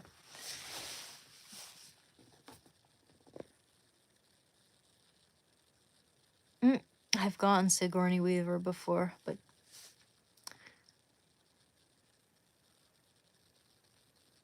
yeah, Carrie Fisher.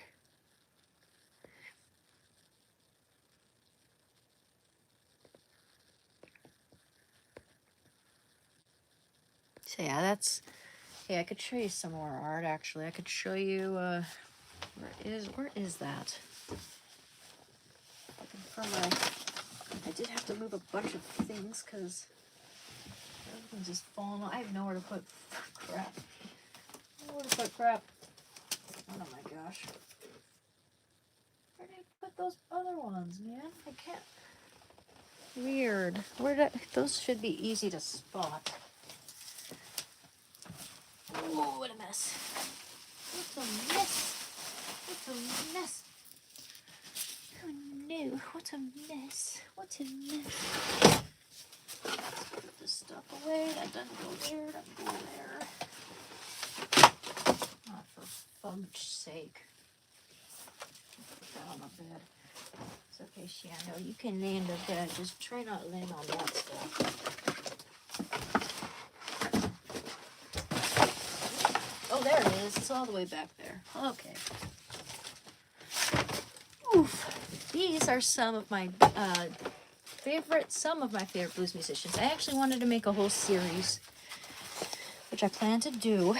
This is Billie Holiday. It's watercolor on watercolor paper. It looks like that paper's a little frame's a little dirty because of Shando, and the paper's a little wonky in there. It's a little crooked, but that's Billie Holiday. And this is Fats Domino. I listen to their music while I paint them too. So believe me, when I start painting Chester Bennington, I'm gonna listen to Linkin Park. That's Fats Domino. I'm working on Nina Simone. Back there because I don't know when anything else happened to these. Whew. Yeah. Fats Domino is lit. Love you too.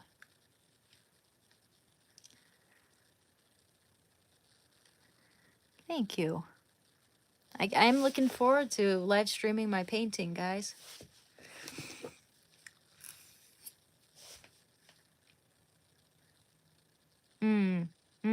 Likewise.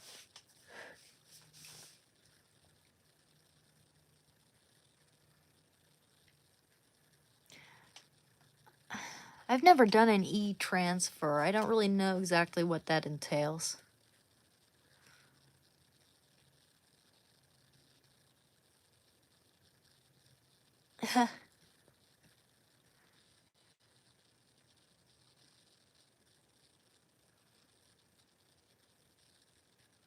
Thank you, the Dread Pirate Rob. You have a good night too, Gage Hayward. Oh, you know what? I better go get my charger. Keep forgetting. 1 second.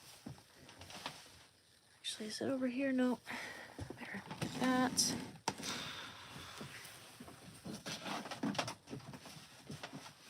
On Blueberry Hill, I found my freedom. On Blueberry Hill, it lingered till I found you. The moon stood still on Blueberry Hill till I found you. The wind and the willow played so sweet melody.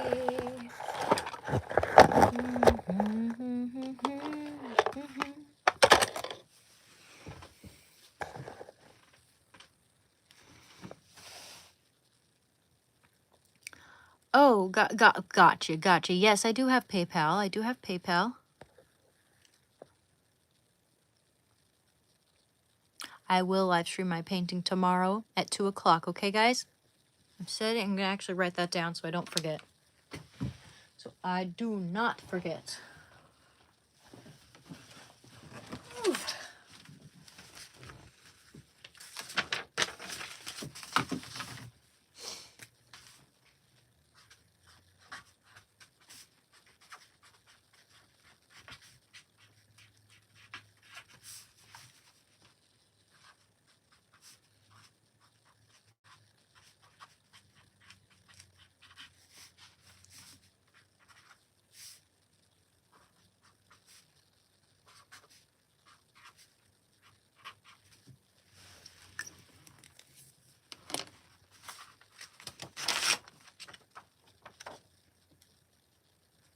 2 p.m.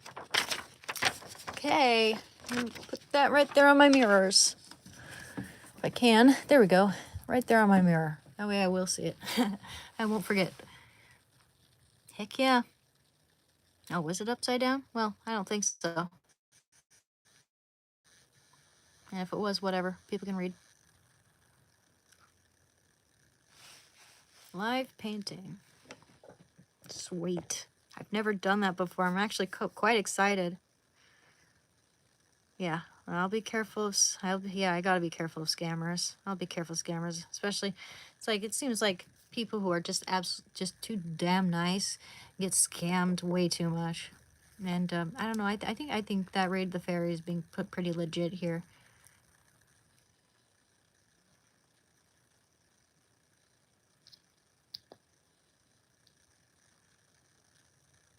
Gotcha. Well, yeah, I mean, you do whatever you need to do. I'll just let you know when I'm live streaming it. Actually, what is the best time for you to be around? Because I'd love it if you could watch the process. If you'd really like to, then we could discuss a time that works better for you.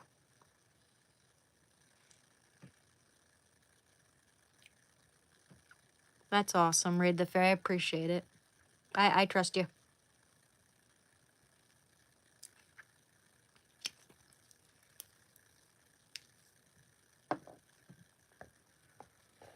$7:30 in the morning there. Huh. It's 6 p.m. over here.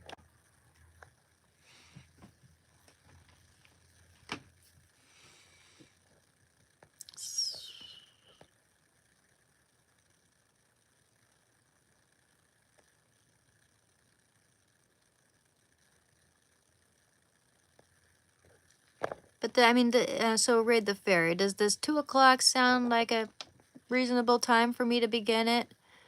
Or would you like, what time should I do it so that you can watch if you'd like to? I mean, would you like to watch me paint? I just thought you might like to see the process as well. 2 p.m. fine? Okay, cool. I mean, I don't know what time it is where you live, so I was thinking maybe I could work around that. Yep, I'm in Oregon. Not gonna tell you any more than that.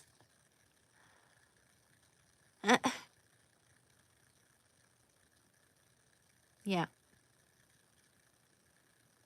Yeah, it can be slow, but sometimes it can take a day, depending on the work, depending on the medium. Of course, oil painting will never take just one day because you got to wait for it to dry and everything. And you know, if it takes a day, actually could, but it's got to be like a wet on wet painting that you paint real. It's kind of like quickly. That's not how I operate usually. It's usually I do I always abide by the fat over lean rule, because if you paint thinner layers on fat layers, obviously the layers beneath will dry much slower, and the layer on top will dry faster, and so it'll, like, you know, it'll start to crack. The surface will start to crack as the layers, the moist layers moist layers beneath are gonna dry a lot more slowly. So yeah, it can be a long process for sure. Yeah, I mean, yeah, I when I the thing is, I was lucky enough to be going through the honeymoon phase of my addiction while I was in college. And I was only in college for like not even 3 years, honestly. It was more like, I graduated and had all of my, all those prerequisites and everything completed by 2019. Let's say September 2019, and I began going to university um September 2016. Okay. Yeah, so 3 years actually. 3 years.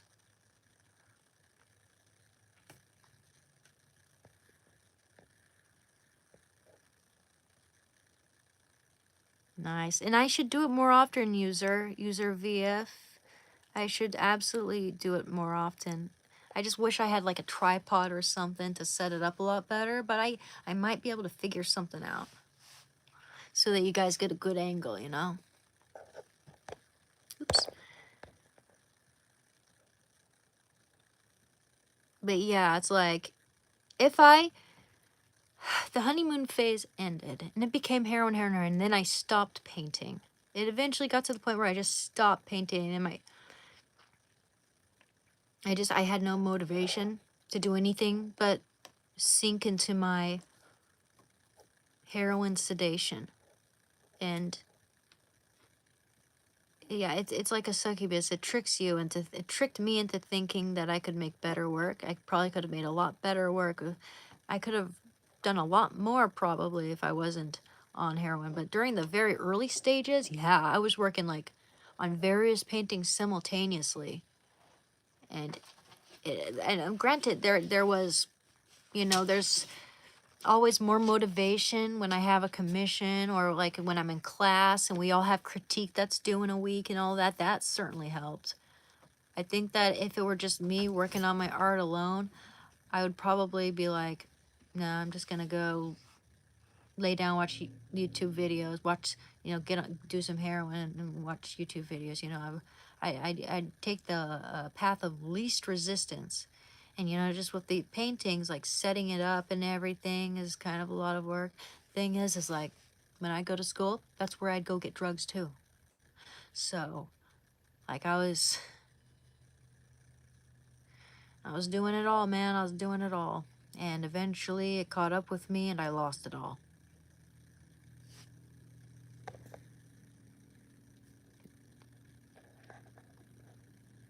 Mm-hmm. How do you get to PayPal from my channel? Uh, I mean, I have my PayPal written here in the it's pinned in the chat. But yeah, my PayPal is Angie, capitalize A and capitalize G, 333. It's at yeah, it's this one right here. Let's see. At Angie 333. See? At Angie 333. That's my PayPal account, guys.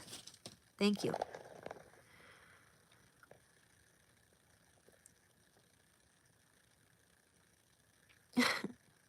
Oh, thanks, James. Yeah, heroin will eventually destroy the soul. And it's often glamorized as like, oh wow, so many artists do it, like, ooh, Keith Richards was so cute when he did it. Yeah. But just for one thing, they're rich. And I'm not saying that makes it easier for them. Often it makes it harder because then they gotta avoid the temptation of knowing that they can always go get it. They can always have someone just come and deliver it for them. Imagine how hard that would be. So someone like Robert Downey Jr. is super strong for being able to stay off that stuff. I really look up to that actor. He's one of my favorites just because he's such a strong, person who got out of it. Yeah. Yeah, Kurt Cobain, poor guy. Like, And unfortunately, it got the best of him.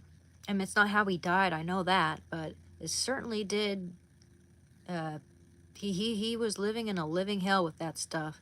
And often he did it. I think he did it because he had an undiagnosed stomach condition, and he had an ED.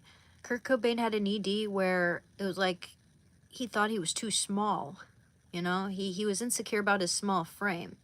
So when they found him not alive anymore, he was wearing 3 layers of pants in the summertime just to make himself look bigger. Poor guy. I don't know about that. I don't know if Courtney killed him or not. I haven't seen any proof of that.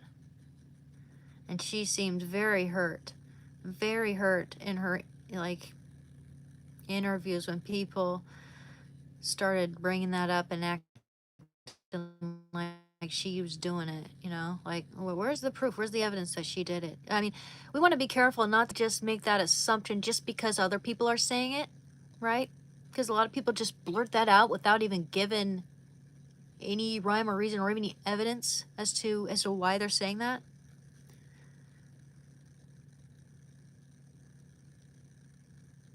But I think it was also just a way to, you know, shun her and shame her and make her even worse because she was a drug addict and she got judged so, so many artists wrote bad songs about her, but none of them really, from what I've heard, there could be one or two, accused her of murdering anybody. Yeah, well, actually, a lot of guys on top of their game kill themselves, I'm sorry to say. I'm sorry to say. And they'll kill other people too and end up going to prison for the rest of their lives, like Nick Rayner. That kid had the world at his fingertips, and he just went and killed his dad, Rob Reiner, and his mother. I mean, I don't know what their family was like, but that kid could have had the world at his fingertips. You know, everyone tried to help him out, but you know, the drugs were more important. And yeah, I feel bad because that whole story hits very close to home in this family because, you know, it hits very close to home. Like my dad feels super, super, super sympathetic and empathetic towards Rob Reiner and what he had to deal with his son.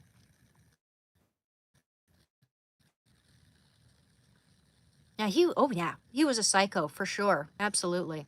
Yeah, that's what I'm saying. Like it wasn't just the drugs, because if that were the case, you'd have a lot more of that happening.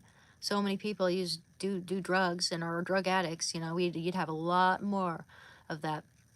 But I heard he was schizophrenic, and when you combine that with something like meth, oftentimes it often doesn't end well. Often it makes it worse. You know, he needed to be 5150, but you know, that was the issue with Rob Reiner thinking he knew better than professionals. Like, yeah, he loved and it's understandable, sadly enough. You know, he wanted to protect his son. He thought he knew his son more than anyone. But what he didn't know was like how to deal with a psychopath, not just a drug addict, but again, yeah, a psychopath. No, I don't have kids. Princess Bride's such a good movie. He directed Princess Bride. He directed Misery, by the way, of Kathy Bates. He directed Stand By Me, which is just freaking poetic. He directed what else? What else, man? Bunch of good ones. Just so many good ones. But those are the ones that come to mind first. I know there's more. And he directed a movie with his son. His son wrote, you know, he wrote the film, basically, and it was about a drug addict, you know, going to rehab and getting better and all that. And it's really sad that his son couldn't have had a similar happy ending to the guy that they wrote, that he wrote and his dad directed. But I think also like them working on that film together created fiction. I just friction, I mean, between them. It's such a sad situation, my it really is. Oh yeah, A Few Good Men. Mm. You know, there's a movie I actually want to see called The Usual Suspects. I haven't seen it. I really want to see that movie too. Yeah, Nick Reiner. Yeah, he was messed up. He was messed up. Teddy Mack, 100%. I wouldn't. I feel sorry for the parents. You know, it's like That's a thing though. Parents are often blinded with love.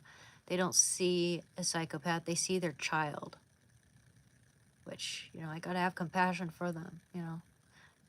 Rob Reiner reminds me of my dad a little bit. There's nothing moving. I didn't see anything moving behind me, but Muted 22. I'll tell you. I started out smoking, then I snorted it for a while, and then when I couldn't feel the effects of that anymore, 17, 18, 19, 3 years later, I did that for 3 years, and then in 2020, I started injecting for 3 years. So it was like 3 years, 3 years snorting it and smoking it, and then 3 years injecting it. 6 years there. Huh. And yeah, it's because your tolerance goes up so much that you eventually can't feel the pleasure. And even if even after injecting for a while, you stop feeling the pleasure there too. You lose all your veins. Eventually, it's impossible to find a vein. I mean, the doctors cannot find a single vein in my arms. They had to use an ultrasound machine on both arms, still couldn't find a goddamn one. And so, like, they told me, come back the next day when you've had more water. After they had applied an ultrasound to my machine, and after one of the nurses tried as she might, and it even brought her to tears when she couldn't find a single vein. She had been a heroin addict too in her past life, not past life, but you know what I mean, like in her past. Anywho, so the next day I go in, and they still can't do it. Right? And even the guy who came in said, oh, I specialize in this. This is what I specialize in. So you won't have a problem. Yeah, I did. He could not find a single vein. Even the biggest professional there when it comes to drawing blood. So I said, just go for my foot. Just go for my foot. There's a big ass vein there. Just go. And they did. Even feeling that it's like bone. There's no fat on my foot. It's just a vein on the bone. And it did not feel good. But actually, I felt tremendous relief just for seeing the blood go into their tube. Oh God, I was so relieved. It was like I wasn't able to get my blood drawn for like weeks before even that point, because we kept having to postpone it. Drink more water, and even though I kept drinking water, my veins are all like scar tissue right now. Maybe some of them will come back. Some of them will come back. It takes years actually. But a lot of it is just plain scar tissue. So yeah, it fucked me up. That's why botched lethal injections happen, because a lot of those prison inmates have a history of drugs like that. And the reason why they often botch them is because they can't find a single vein in the guy or gal's arm, usually, But anyway.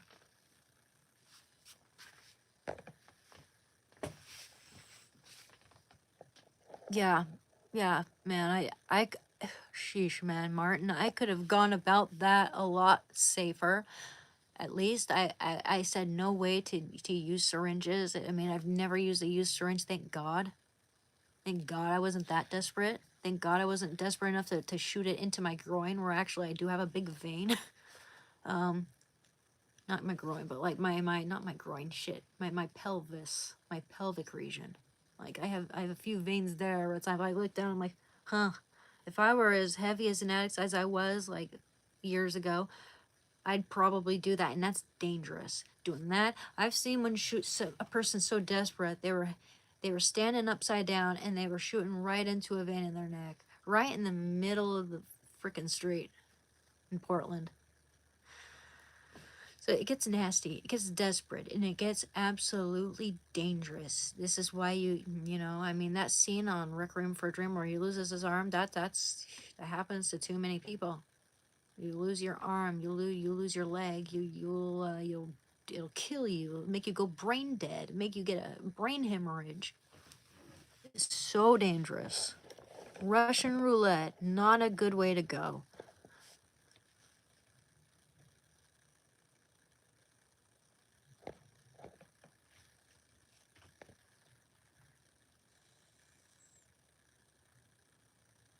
Yeah. Hey, sweet Gav. This channel is about recovering from addiction and encouraging people to keep going, to keep on trucking with their recovery. Oops, now that's not gonna work. Oops. Keep on trucking with the recovery, and we talk about our hobbies, we talk about our goals, we talk about our dreams, we talk about all kinds of things. We talk about video games, we have shenanigans, horseplay, all kinds. But most of the time, I mean, for the most part, I just want to demonstrate that we are more than our addiction, and our hobbies and our talents and our faith and all that are things that can help us.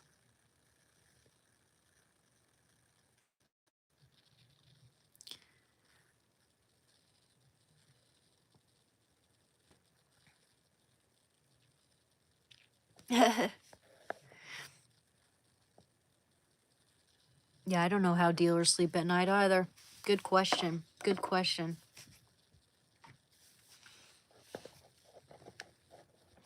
Because it's like, yo, that time I OD'd, it was the day right after my best friend died.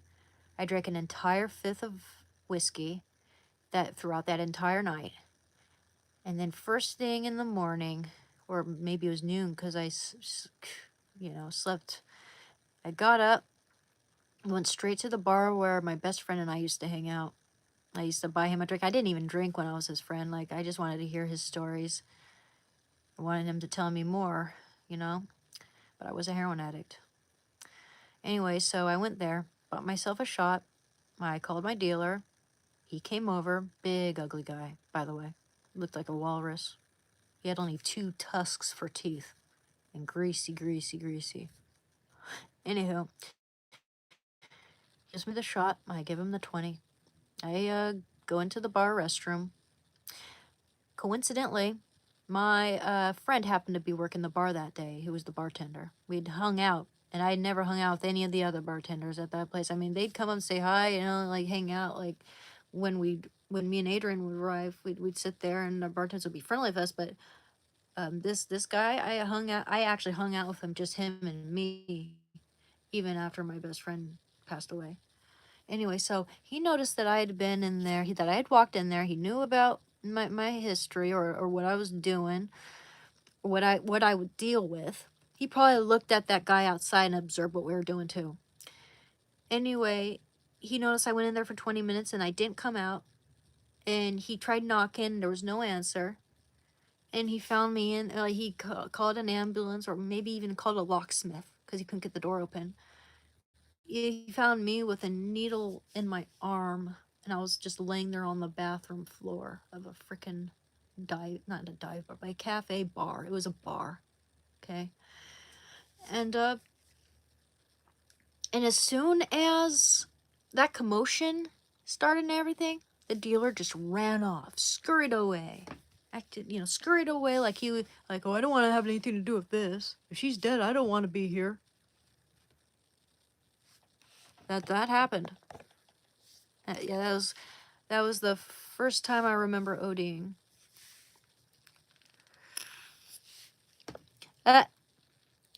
Painting of the walrus tusk guy. I might just do a rough sketch of him, but he's not worth my expensive paints.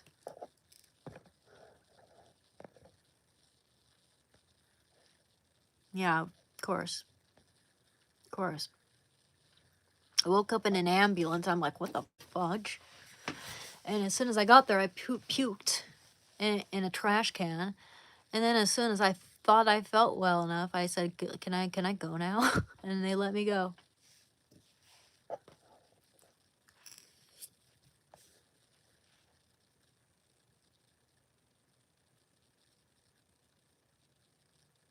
Mm, yeah.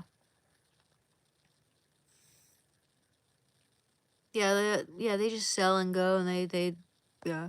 But I had one dealer though who did care about my well-being. I had one who did, and this happened to be a female. I went to her apartment, and I had had too much wine before going there to get drugs, right? And I'm drunk, not so drunk that I'm like all slobbering and rose wine, right? But like that, I don't know if they could really tell at first. Maybe they could, but they gave me the drug anyway, and I took it. And combined with that alcohol, it caused me to OD. And so one of them administered Narcan to me. I woke up trying to use the Narcan, the big ass Narcan needle to administer the H. I'm like, wait, why is it in a big needle? And she's just like, cause you OD'd and you're like you just sprayed all of your H everywhere. The rest of it at least. I'm like, well I was so pissed. Like being a drug addict and everything. I was like, I just paid you money and I expect to get a shit. And I was like, and I was so mad, but it's like, but she knew that I was not in a good state. I was drunk as a skunk. I was going through precipitated withdrawal right there. And so she let me stay the night at her apartment, even, like I wouldn't even trust me. I wouldn't trust me not to steal some drugs and get the hell out of there. But of course, being who I am, I didn't ever do that. And I just waited till the next morning to get a hit. And so that's how that worked out. But most dealers, if they had an erratic, drunken person who had just OD'd in their house and everything, like they would have kicked them out. But the thing is, she was good friends with my best friend as well, and and and so I meant something. Like she had a soft spot for me. And so she wasn't gonna let she saw how vulnerable I was, how little I am, the fact that I'm female, and so she wasn't gonna just kick me out onto the street. But it's just ugly, ugly, ugly, ugly time for me to ugly time for me. It was an ugly time. The time that Adrian died, that was, every time I OD'd was when I combined it with alcohol right after Adrian passed. But I have friends who've OD'd on heroin just because it was a little too stronger because it had fentanyl in it or whatever. I just happened to be lucky. The worst withdrawal, the worst withdrawal was the last time I went through it because I didn't have any meds or anything to help me. I didn't have kratom, I didn't have any weed even. I didn't have nothing to relax me last time I tried to quit. So I just went through day 1, day 2, day 3, and the day 3 is the worst. And again, it's a bone deep, muscle twisting, unlocalized pain that makes you want to smash your head into a brick wall a million times just so you'll feel something other than that. It is it's what makes it so hard for people to quit because they're constantly running from that pain. That pain is scary. It's not something anyone should. I wouldn't wish it on my worst enemy. I wouldn't wish it on my ex. I wouldn't wish it on the girl he had an affair with. I wouldn't wish it on anyone who's hurt me in my life. I wouldn't wish that on. And yet, I went through it, and I wish I would have had a little, help, but and it was miserable. I sweated through like 5 layers of sheets. I was in a cold, dank, and moist trailer. Um, sleeping in a trailer the whole time. Uh, it was just miserable, guys. My I sweated, and it was my sick went through so many layers of mattress and sheets that when my dad took the mattress off that plank off, it was like a big plank, in the trailer and everything. It's like a thin mattress. It was like something had precipitated through the mattress and rotted into the wood plank that it was resting on, if you can imagine that. Disgusting. And all because of that withdrawal I went through. I was just in bed. It was miserable, guys. Not something I wish on anyone. Oh, Mark Linigan. I'll look him up. Perhaps I'd be very interested to hear other people's withdrawal experiences. Definitely. Mark Linigan. Okay.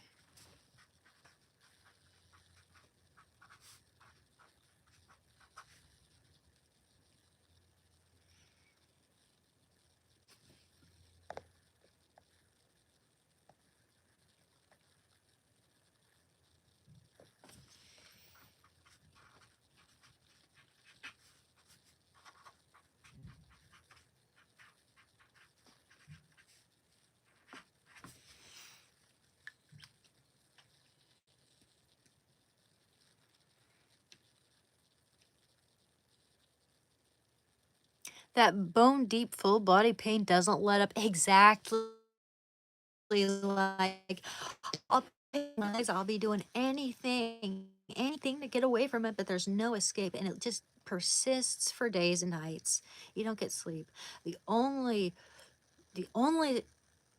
little bit of relief you can get is if I just sit in a shower and let the hot steaming water pour on my back because I'm just sitting there in a fetal position. I could sit in there for hours and hours and hours just with the water pouring on me until it loses its heat.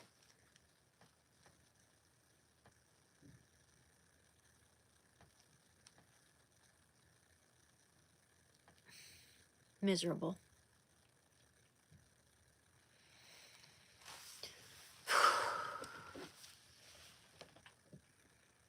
It was nice seeing you too, the Dread Pirate Rob. I hope to see you tomorrow. I'll be painting tomorrow, by the way.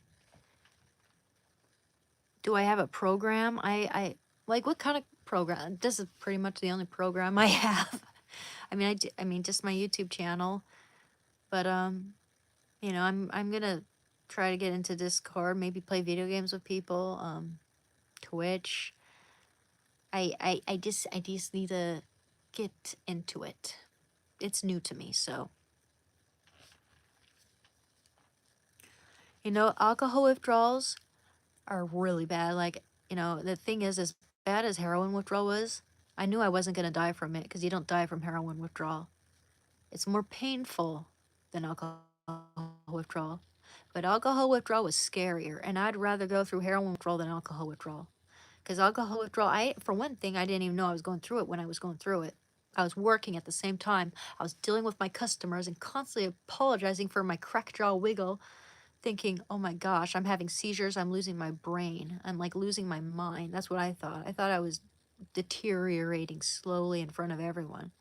My jaw would not stop wiggling because of the alcohol withdrawal. My motor functions were fudged. I don't wish that. That's, and it can kill you. Yeah, I physically shook too. I could not write. I could not hold anything steady. I could not do anything steady. My motor functions were fudged.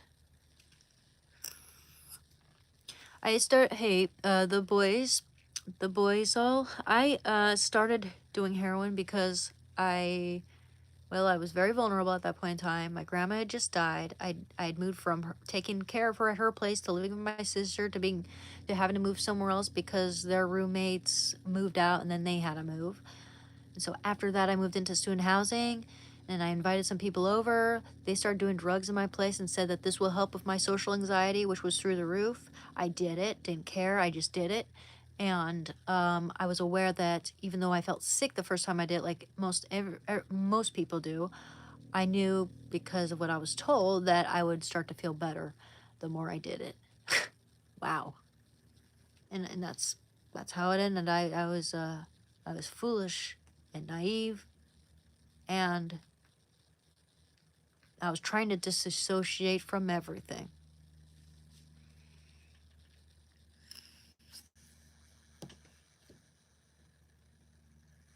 Well, good for you. Good for you, Darcy. It is not easy. Yeah. Oh, it's hellish. Absolutely, Brian. Absolutely.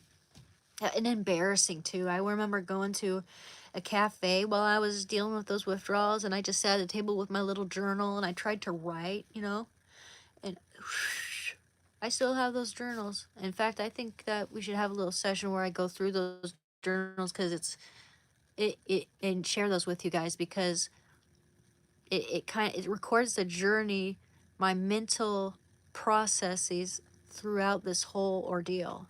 And I think that's very important to look back on. See what I've been through.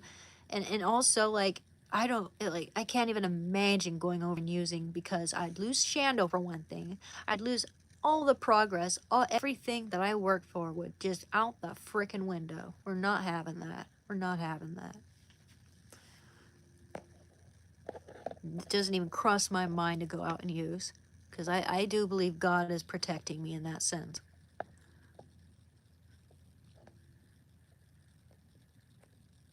Yeah. So, you know, the thing is, like, sobriety can be very boring. But that's the thing, you gotta accept that boredom. Gotta live with it for a little while. And you gotta try to find ways to make the situation more bearable. Like, I don't know, for me, I mean, it could even be hard to get started into a video game if I've only been clean for 6 months, even. So I think making myself exercise, making myself get out and get fresh air, making myself find supportive people, a good drug counselor, excuse me, is very important. I had a wonderful, wonderful counselor. In fact, he even put me in the newspaper, or for you know, at his clinic's paper, the clinic that he worked for. I'm actually in one of the papers. They did a little photo shoot with, and Shando got to be in it too.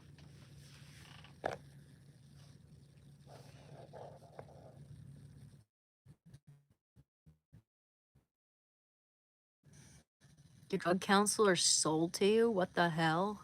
That's messed up. Especially considering, like, you know, a lot of the best drug counselors were also drug addicts at one point themselves, including mine. Mine was really deep in meth addiction for a while. Gosh, I mean, he had it worse than I had it, I thought.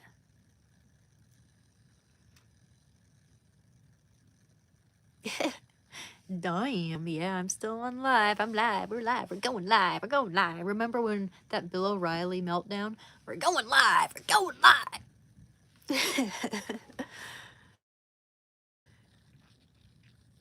Yeah, meth is... I'm glad I didn't get into that.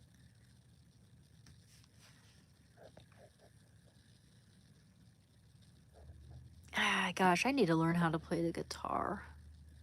I wish someone didn't steal my goddamn guitar, man. Makes me sad thinking about it. And it happened towards the time when the cafe would close down. Take from that what you will. What is that behind me on the door? Oh, this is a doll, and it's on top of my dresser, my little art dresser. Hey, baby. You just resting? You had a good day, didn't you? He got to have sardines at the park. He's my little angel. He's just laying in the bed sleeping now. Yeah, I gotta find that dopamine release some other way. Exactly. And that's why I read so much about how dopamine works. And just wanted to learn more about it. Learn how I can train my mind to find pleasure in other ways. I know that meditation helped me, and moving, working, running, exercise, lifting weights.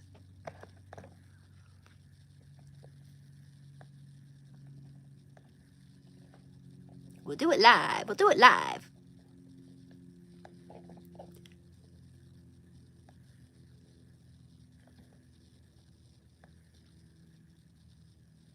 Howard Stern used to play that all the time. That's funny. Howard Stern can be such an asshole, but yet he can be so goddamn funny. I've been on Suboxone for about, about as long as I've been recovering, so longer than that. Just about. About maybe 2.5 years, maybe. Gosh, I wish I could pinpoint the exact date that I started using that. it was kind of like as soon as I felt well enough to leave the house, we went to the doctor and got that set up. Just if not, if I was too late for it when I was dealing with all that pain, which sucks, at least I would be using it to prevent cravings and all that, which is very dangerous. In fact, it's even more dangerous than the pain, dealing with the boredom and cravings and everything.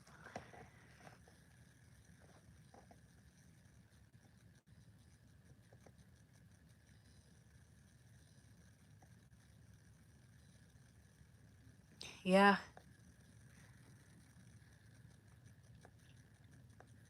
Yeah, I mean, it's important. Yeah, Raid the Fairy. It is important, no matter where you're, which, yeah, it is important to have a counselor, I think. Whether they have experience or not, that doesn't necessarily determine whether they're going to be good or not. But some will be a little more understanding than others. Some will be just as educated, but not like necessarily experienced. They don't know exactly how it feels, but they can definitely help, and they can help from their perspective. Like anything can be an addiction, right? They might have an addiction to something else and understand it through that lens.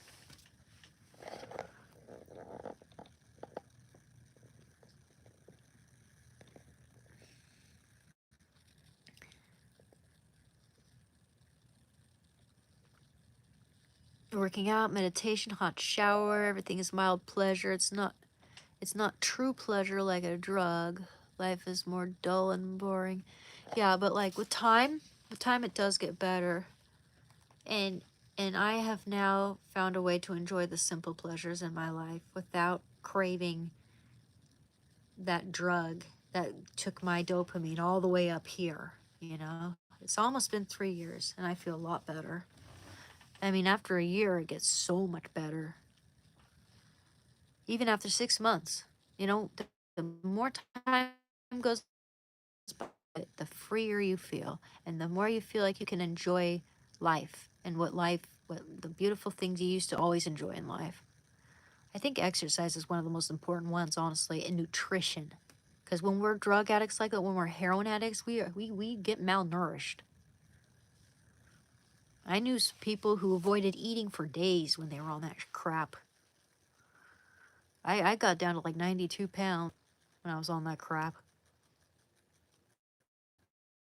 Hey, SSSS, I am going to be 35 in about a month and a half.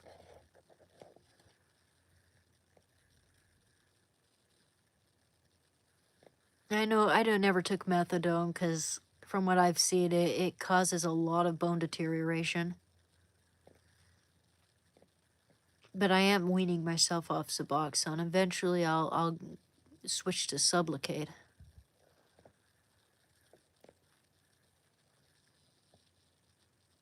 Yep. And the thing with the Suboxone is it is a dissolvable strip, but I cut it in half. I cut it in half when I'm reducing it.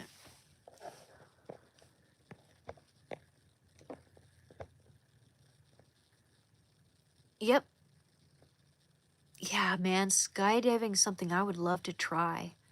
When I was a kid, I was a bit of an adrenaline junkie. I had to get on the biggest, baddest rides in the whole theme park. Now, as an older person, I don't think I handle that jostling around as much as I used to. I get sicker now. When I was a kid, I had a strong stomach. I could handle just about anything when I was a kid.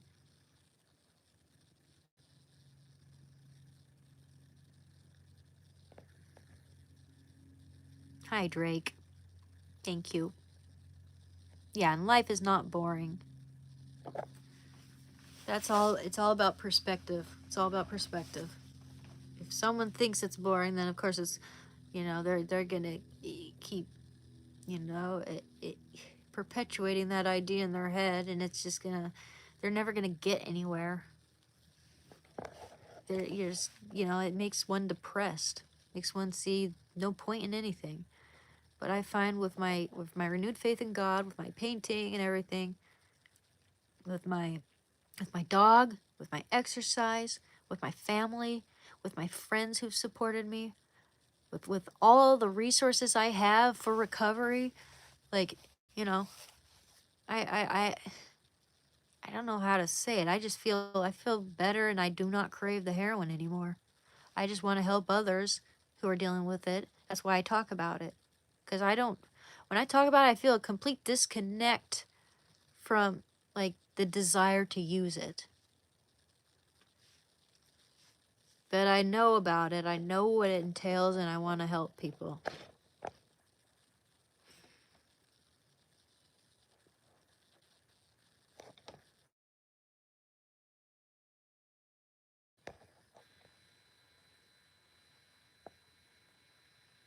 Mhm. Yep, you can't feel the pleasure effects of heroin while you're on Suboxone. Absolutely, absolutely. If you do heroin while you're on Suboxone, it'll instantly put you into precipitated withdrawal, which is miserable.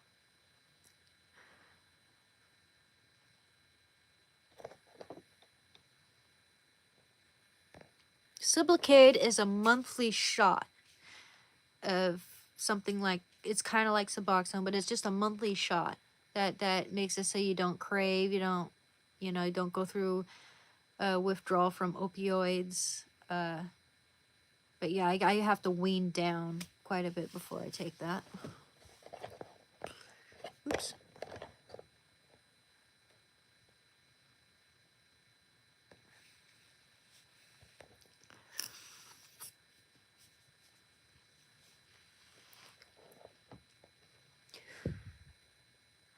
Well, Genghis Chung, we shouldn't be taking our medications in any other way than how it's prescribed to us. I'm sure you can freaking smoke it.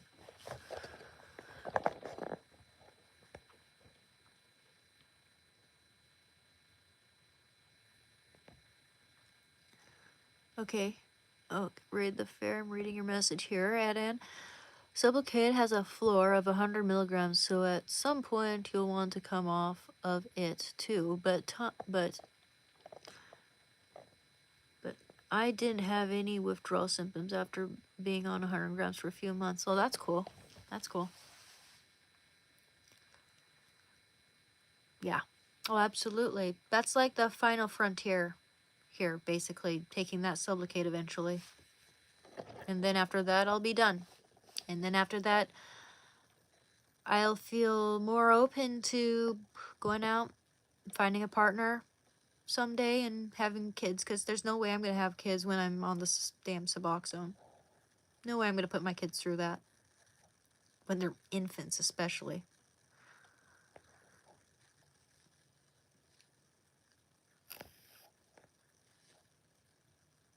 Yes, change your environment in Texas is so important. Absolutely. Out of sight, out of freaking mind. That's why I wanted to go for I couldn't do I for some reason I wasn't like that. I think they had too long a wait list, but there's like a recovery treatment center for like inpatient near the beach. Imagine how perfect that would have been. Recovering by the beach with a community of people who are trying to do the same thing.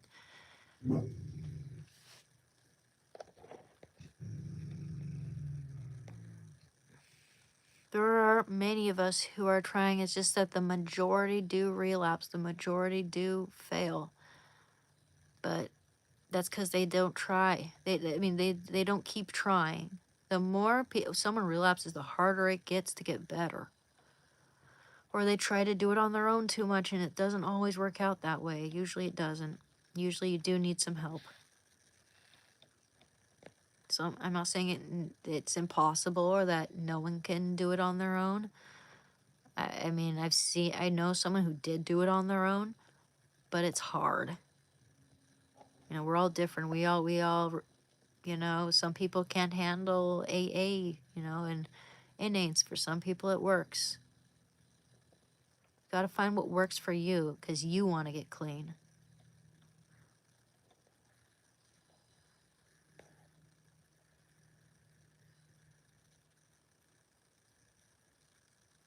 Well, yeah, if you do it right, yeah, but if you just took a Suboxone strip and then You try to take a hit of heroin, you're just gonna go through precipitated withdrawal.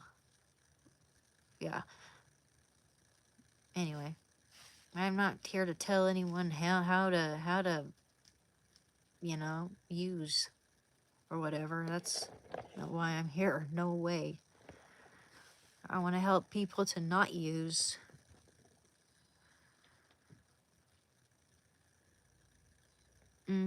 Absolutely, Chai Boba. Same. Same. I had another friend who died from it. And she was younger than me. This one was younger than me. She OD'd.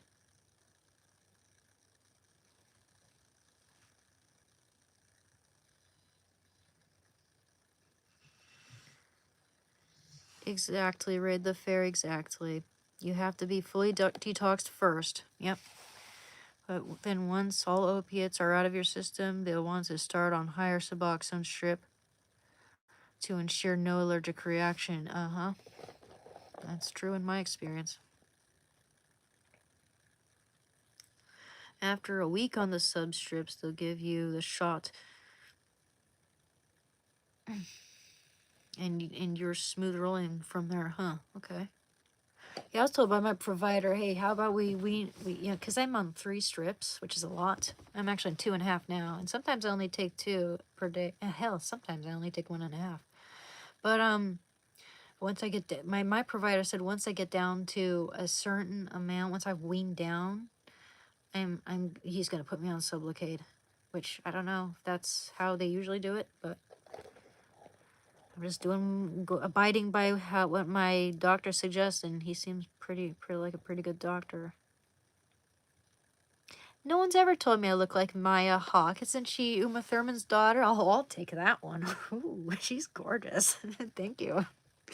I don't know if I look as good as her, though, but thank you.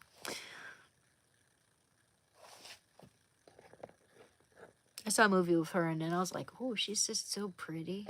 She's almost prettier than her mom.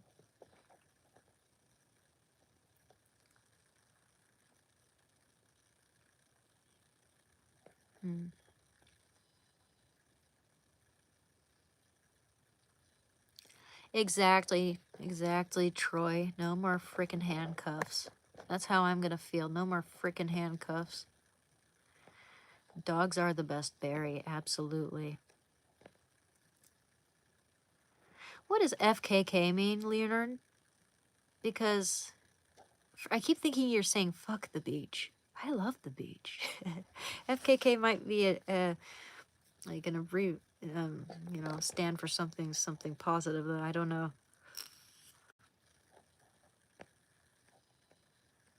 Oh, okay.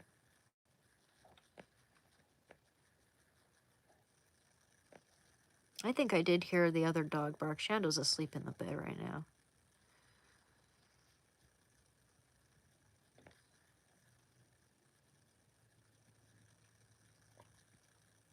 Absolutely, Raid the Fairy. You said to Martin, likewise, Martin Schneider, do not give up, for real. Heroin is an absolute biatch. After a few years clean and on your journey, you'll be so grateful for life and having survived the journey. Absolutely, that's what I keep trying to tell people here, and you just said it so concisely. You will feel better. You've got to give yourself time and peace and grace, and in the meantime, exercise mentally and physically, meditation, reading,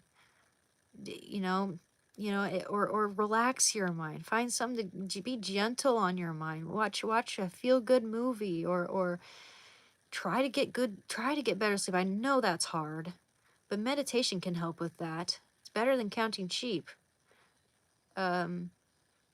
Gosh, there are ways. There are ways to feel better and to not crave it as much, at least, and to get through it, knowing that these cravings will subside with time and patience and self-respect and self-love. If I can do it, you can do it. That's what I think. I'm not that strong, but I do feel like God is making me a little stronger.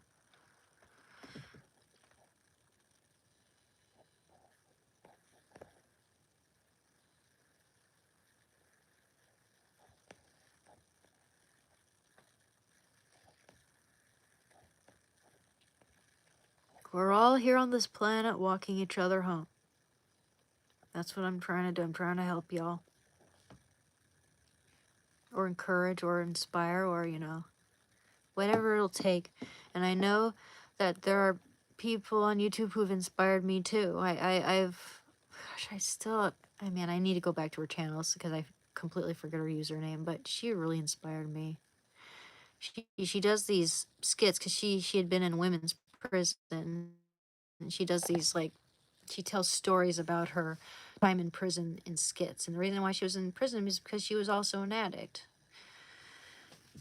And I just find her super inspiring. She has so much love around. And you know, there's this one short that she made where she invites her mom in the short, and the look that her mom gives her daughter was just like, oh my God, she's back. This is my daughter right here. And a look of absolute pain in her eyes, like the mom had been through so much with all this. Just the thought of what this does to your family is, yeah, I mean, that alone is enough to make me want to quit. But even so, like, the drug is so strong and so relentless. You gotta want it for yourself, because otherwise it just won't be sustainable if you're just doing it for everyone else, as selfish as that sounds.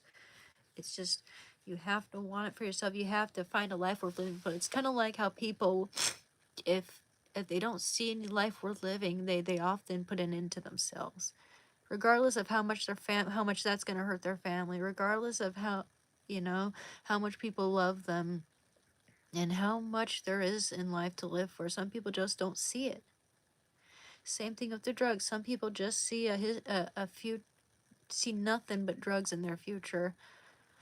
They don't see anything outside of it until it hits them right in the face. And even then, it's like once they're alone, those cravings come back like a monster. Sorry guys, I didn't mean to freaking cry there. I just, like, that moves me. Moves me to all. Moves me to kingdom come. I don't know.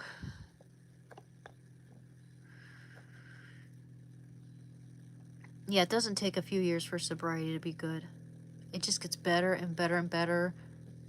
It's like, you know, every 6 months is a major. I mean, every day that you're clean is an accomplishment, and you feel it. You feel the accomplishment day by day. But like the difference, the major difference in how you feel between every 6 months is staggering, because your dopamine receptors will go back to normal. You will start feeling good again. You will start getting pleasure from good, wholesome things in your life that you used to just love and enjoy. It's more than possible.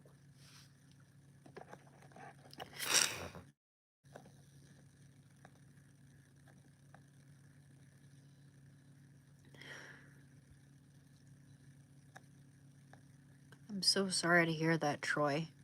Yeah, like, that's the worst thing that can happen to a person, losing their own child. And your dog murdered. You know, I just, sheesh, man. I mean, you're strong. I don't know how I'd get through that. I don't know how the hell I'd ever get through that. I mean, even, like, I mean, I lost my dad is really struggling with the loss of my brother here. Like, it's really hard to avoid alcohol.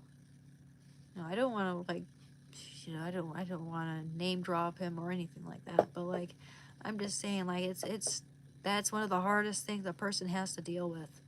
Or, you know, most people should never have to deal with that. Ever. And I'm so sorry. I'm so sorry, Troy. I wish there was something more I could say or do.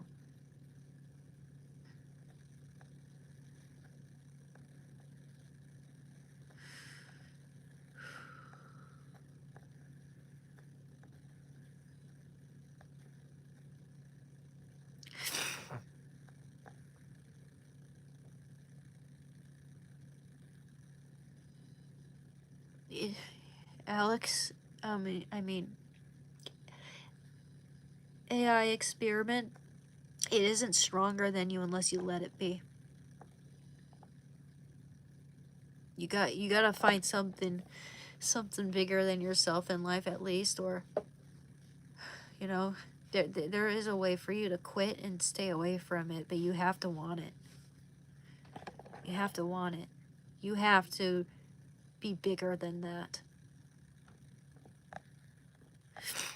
I mean, it's, and I get it. I mean, I've heard that before. Like, the drug is bigger than us. It's bigger than us to handle. But, you know, I mean, you can find your control. You can find a way to quit if I was able to. And you know what? Right after I went through withdrawal and everything, right after I got better, one of my dealers offered me 2 free doses. Like, not even like shit, man. Not even that. I recall he even tried to offer me a free 8-ball. That's $180 worth of heroin right there. You know? Obviously he wanted a frickin' BJ. But I just said no. No, not gonna do it. Can't do it. Can't do it. I was lucky to have Shanda with me. Because no fucking way. No way. No. I choose Shanda over heroin any day.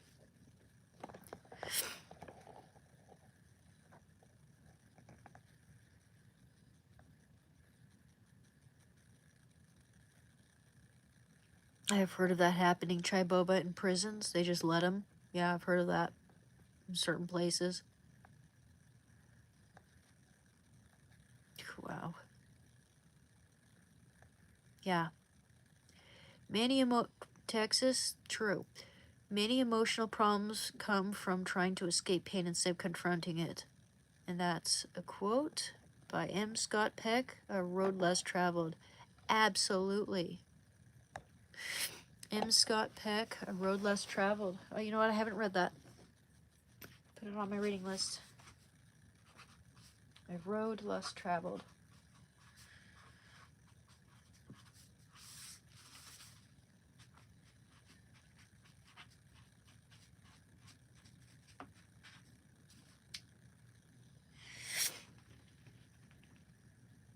M. Scott Peck.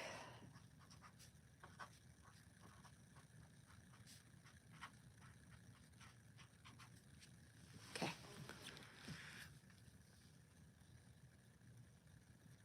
I don't know if my Hawk is related to Ethan Hawke.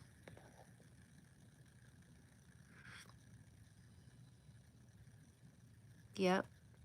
They'll take you just like that. Ooh, that hurt. I can't snap my fingers very well.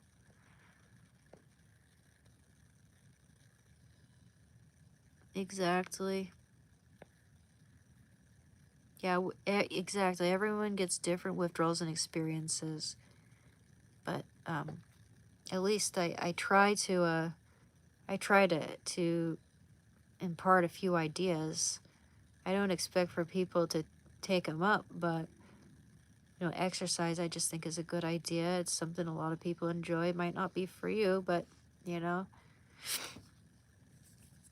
I hope there's something that you enjoy to do that can distract you from wanting to use. It's difficult, I know.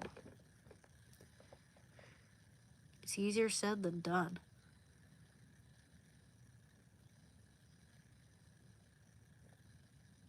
I'm sorry, Troy.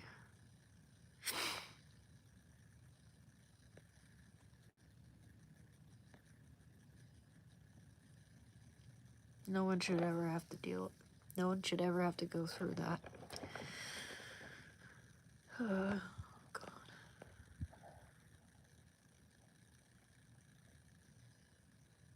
You know what? Fuck you, Dorflex. Pissing me off.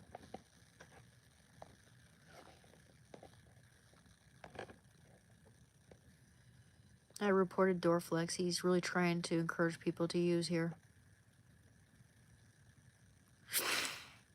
Dogs are the purest. Makes my life so much better, that Shando. Oh, you don't like? It's not for everyone. And don't worry, I do not feel personally attacked right now. I'm kidding.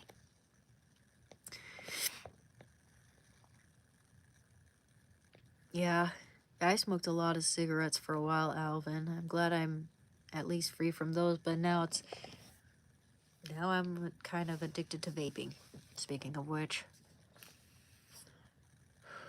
Yep.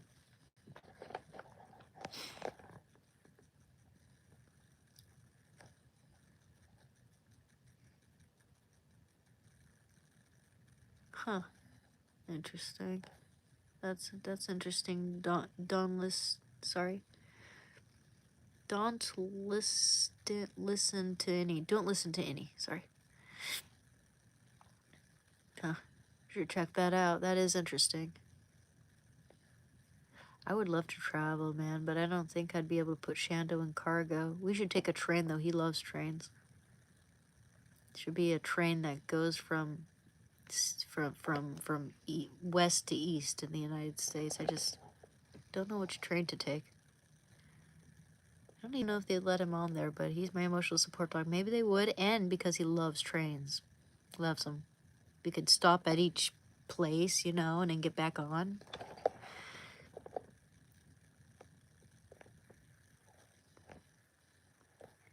Thanks for the likes, guys. Thank you so much. The little hearts make me happy.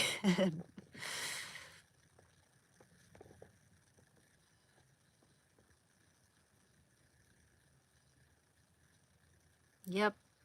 Muted. There's no better feeling than getting the the K. I'm sorry, I can't, don't know what that means, but I'll just say the hell. Getting on the other side of a withdrawal. Takes a good month to feel decent. Yes, takes a good month to feel decent. You still feel a little bit weak, but you feel decent. And much relieved that all that pain is gone. 6 months to feel like an average Joe. Exactly. And of course there's gonna be boredom. Of course there's gonna be cravings, but you gotta be prepared for that. Make your environment as comfortable and loving and as inviting and as supportive as possible. Get that nutrition in, because if you've been a heroin addict as long as I was, you start to get malnourished, and that takes an effect on the brain and being bored and all that too. That makes it worse. So it's good to exercise, it's good to meditate, it's good to eat healthy. And if you have a dog, wow, that helps too.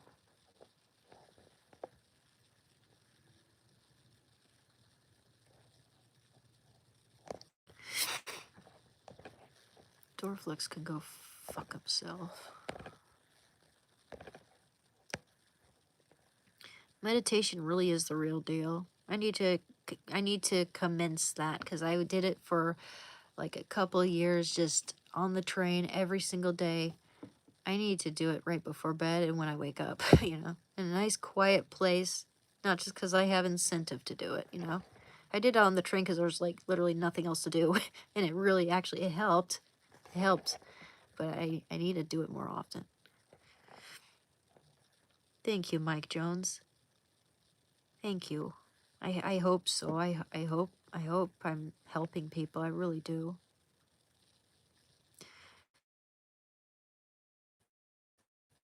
I do. I mean, I eat 2 meals a day, but they're big. They're really big. I know someone who's like pretty thin, who was like a regular at my work, but he was healthy, right? And he only ate like 1 meal a day. Like he'd eat a breakfast in the morning. It would be huge though, like a big, big, big, big feast. But he believed strongly in the health of intermittent fasting. And if he was hungry later, he'd have like a big handful of nuts and one beer or something. That was the one vice he'd allow himself, is beer and cigarettes. But but yeah, I mean, it's intermittent fasting, supposed to be healthy. And I think I got some healthy muscle and everything. I've got a bum, you know. I'm not like a stick. I've always had a thin chest, you know. I've always had collarbones. So that might make people think I'm a little, you know, I am a little too thin, but I try to eat as healthy as I can, and I don't just eat 2 meals a day. It's every other day. You know, most of the time I have like a big meal in the morning, then I'll have like a snack, like a big piece of fruit with some yogurt, and then I'll have a big meal for dinner, and then I'll have like a big bowl of popcorn as well, which that's exactly what I'm gonna go make myself pretty soon here. I'm gonna make myself some popcorn. Better get into my Courage the Cowardly Dog PJs too, because I'm not gonna eat that greasy popcorn with these pants on.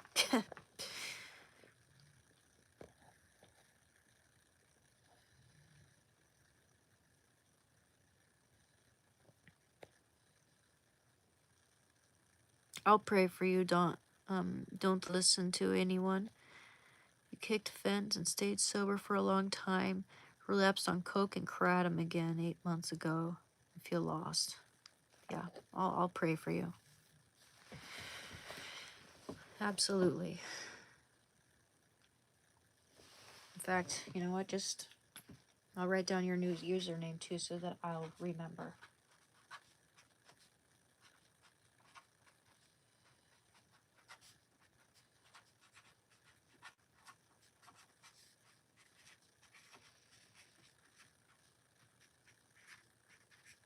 Okay. I'll pray for you. I'll pray for all of you.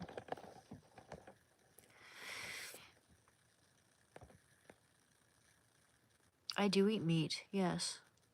I love red meat. It's given me muscles too. I love red meat, guys. I love fish. I love red meat. I love chicken. Some of my favorite food in the whole world. I would say I would never let go of red meat, guys. I need that iron.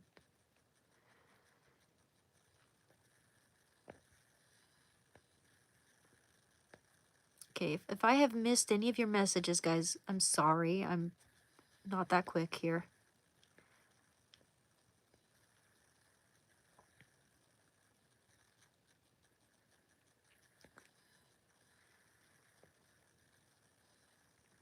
Hi, Harris. What is the hardest thing about recovery? Getting through the withdrawal and then the boredom. But it has been pretty smooth sailing for me for the past after 6 months it's been pretty smooth sailing. The only the only difficulty I have is just trying to find a job again at this point right now presently. I would like to start making a stable income so that I can have my own place and be self-sustaining and yeah, have my own life again. Feel like I can live with dignity and meet people. Maybe meet a partner in my life or something. I'd like for my life to move forward to a new chapter. I don't want to live in my parents' house anymore, even though I am grateful.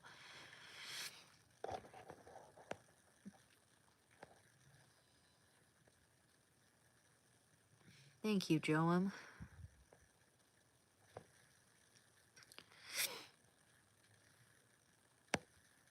Here, I'm gonna try not to be so behind in the messages or else I'll never get to read the more recent ones. Gosh, I can't believe it.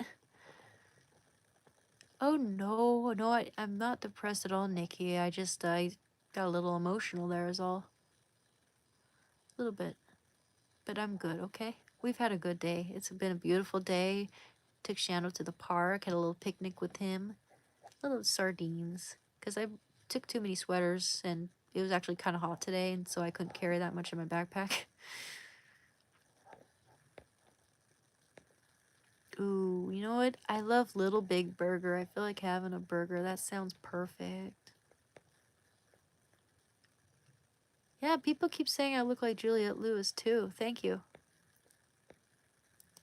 They keep saying Linda Hamilton and Juliette Lewis and stuff. Winona Ryder's one. Okay, I don't want to get behind again. I did not do a meeting today. No, I do need to go to meetings again. Burgers are so good. I think I like burgers more than pizza now. A good burger, you just can't beat it. Well, I mean, it's hot for January in Oregon.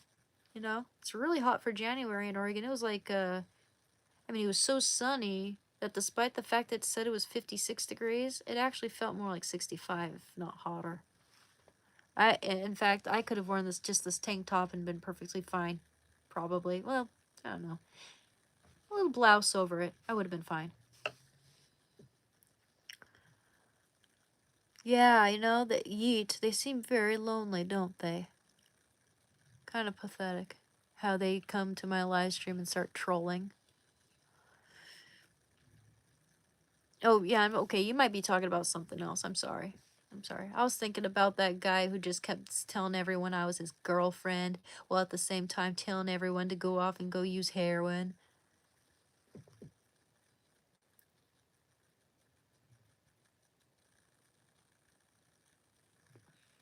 Yeah, of course. Of course, don't listen to anyone.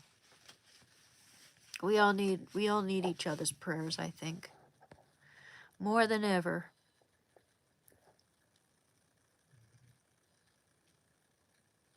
Hey, yeah, I'm not talking to you, Dorflex.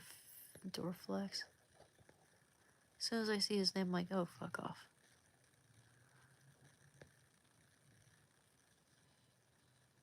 You know, yeah, I mean, our summers get pretty hot, though, Gordon, in Oregon. We've had heat waves that reach up to 115 degrees before, you know. Thanks, Martin. Yeah, I don't feel sorry for them either. It's pretty pathetic. Yeah, it is sad, Yeet. It is sad. Just sad. It makes me feel, and it makes me feel uncomfortable. Like, I'm trying to make, you know, this is supposed to be, I'm in the business of helping people in their recovery. I'm not here to be, to have anyone creep on me.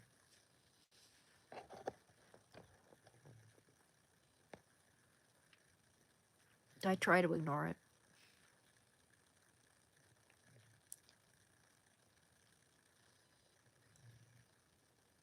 Yeah, well, Justin Powers, I've reported at least 10 of his offensive comments saying that, like, oh, go do heroin and shit like that, you know. I've deleted, or not deleted, but like reported him, and followed by his message getting deleted. It seems like he's able to keep going though. Yes, absolutely. I know. I just have to keep on pushing it, right? Pushing for that next chapter, and that would be me getting a job.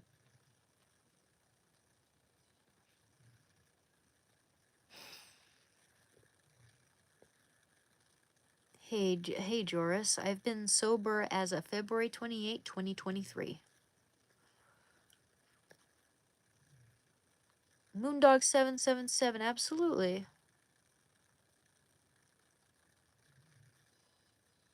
Oh, that would be great, Moondog777. Let me see. I thought I had you on my Discord, but yeah, I'll check that out again.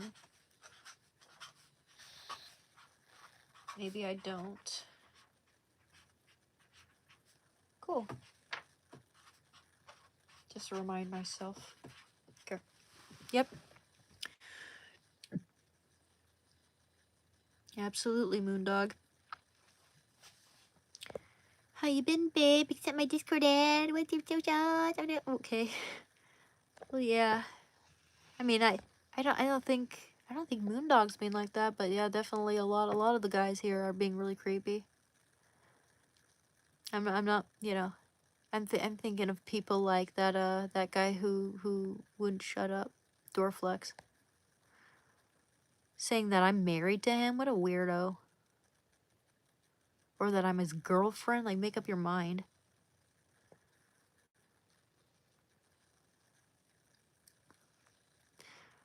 Recovery is hard, but it can be done. I've had my own struggles, but we overcame. People hate their lives, so they comment behind a screen. It's pathetic. That's right, Justin Michael, USA. Absolutely. Triboba says, Dorflex, why are you trying to act normal now? Oh, I know. I was thinking the same thing. Like, oh yeah, he's gaslighting. That's what he's doing. He's gaslighting. He's trying to make me think, maybe I'm he's calm down. He's not. He's full of it. Absolutely. Thanks for seeing through that, Chai Bobo.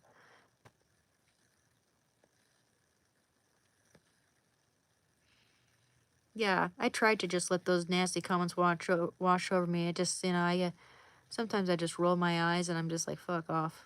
That's all. That's my only reaction. It doesn't really anger me. Doesn't.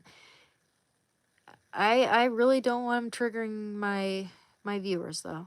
There could be some people here that are that are more sensitive to that sort of thing, and that he might make them leave too, so that they don't get anything out of this live stream because this asshole is trying to make it so that like everything I say is just distracted.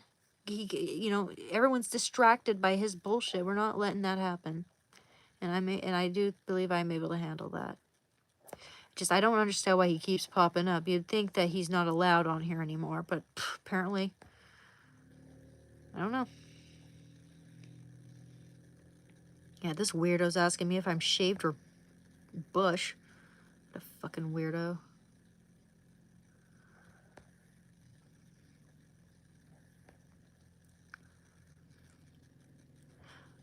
Oh, I have you on, but haven't accepted the ad. Okay. Oh, I didn't see you. I didn't see anything asking me to accept an ad. I didn't. I'll definitely, if I see, when I see that, I'll add you for sure, man.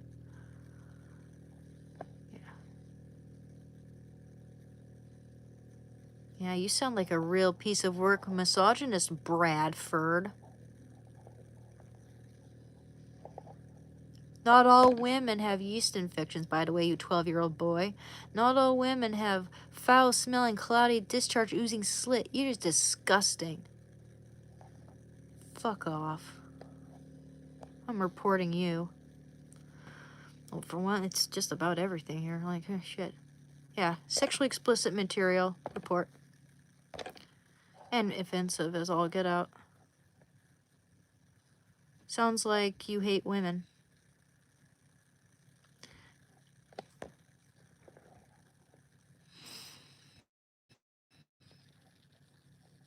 An ignorant 12-year-old boy who's been told by his misogynist father to hate women. That surprised me. Did I hit a little button? I don't know. Hit the mark.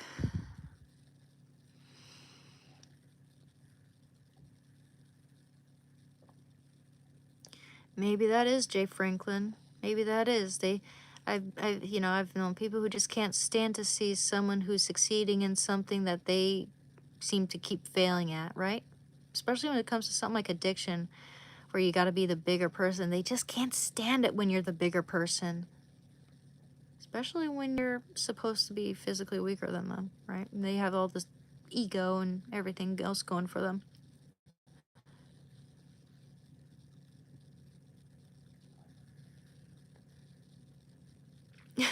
Thank you, Leonard.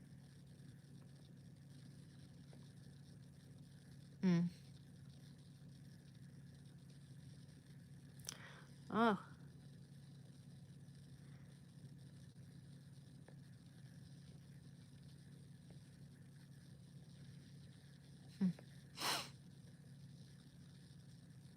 Yeah, exactly. I think the same thing. Weed addiction is real because I'm addicted to it, but it's not as bad as anything else, right? Absolutely. It's kind of like with me, if it's out of sight, it's kind of out of mind. If I were far, far, far away from it and couldn't get my hands on it, then I'd probably easily get away from it. But when it's constantly around, shit, I'm desperate for it. You're right, Moondog. I need to ignore them.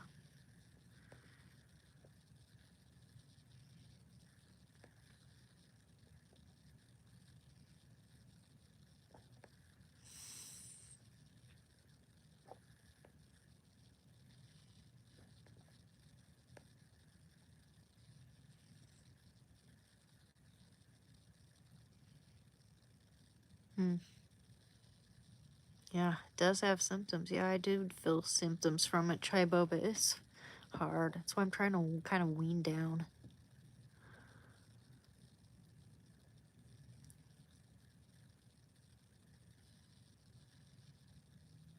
Thank you, Earl Chapman.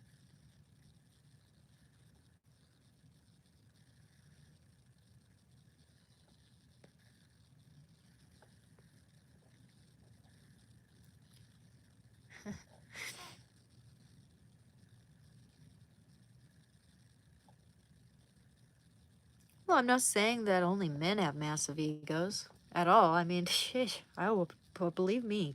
I've seen some girls with massive egos. I'm just I'm just referring to what I in my experience have I'm in, right? I don't usually have to put up with female problems unless they're worried I'm going to take their husbands or some bullshit, which has happened before, twice. A lot of men get, are just really, I mean, I'm not saying all men. I think there are a lot of good men, just as many good men as there are bad men, if not more good men. But I've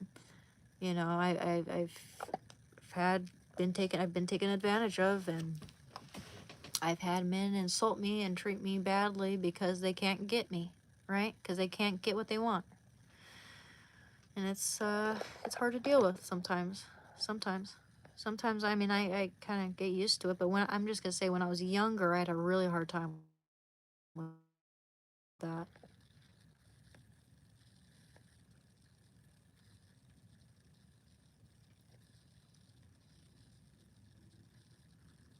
Okay, sure, Jay Franklin. I'll try to just flat out ignore him. Because, I mean, the entire time I've been doing this live stream that I just started here, like 3.5 hours ago, he's just been doing that.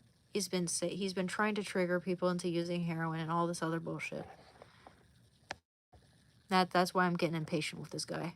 It's just gone on and on and on. And even though I keep reporting him, man, I keep reporting him. It's like YouTube doesn't care about him trying to trigger addicts. It's ridiculous.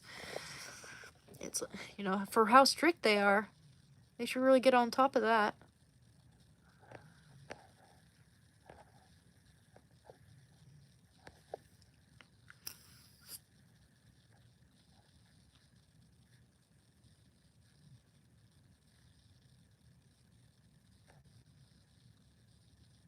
Mm. Yeah, I think weed is definitely psychologically addictive. I'm psychologically attached to it for sure. Somehow my brain is convinced that I can't relax without it. And it's like, if I don't have it, I'm just an anxious wreck. Where is it? Where is it? I gotta look everywhere. Maybe I dropped some. I'm looking. Oh, I'm cleaning my room.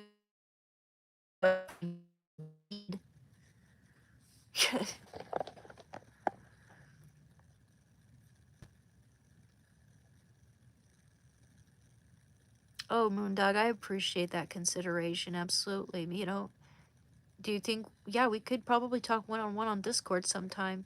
I'm getting pretty tired though, so but I'm gonna keep doing this.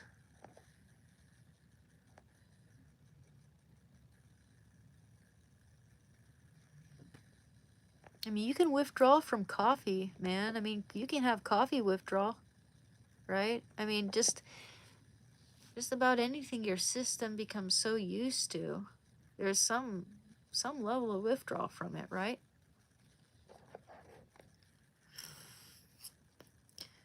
I don't know if I know how to permanently ban people, but it's probably pretty easy to find that. I don't mind people telling me I'm attractive. That's really nice, but it's like, I do deal with creeps as well. I try to ignore them, but when people start trying to tell people to do drugs, that's when I get angry. That's when I get angry. Yeah. I do work out a little bit, not like constantly, but like every now and then I do manual labor. I have pretty toned legs too.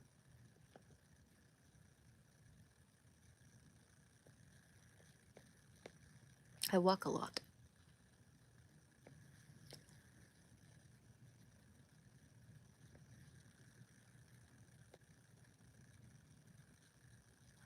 You know what's funny about cigarettes, though? I never experienced withdrawal from them.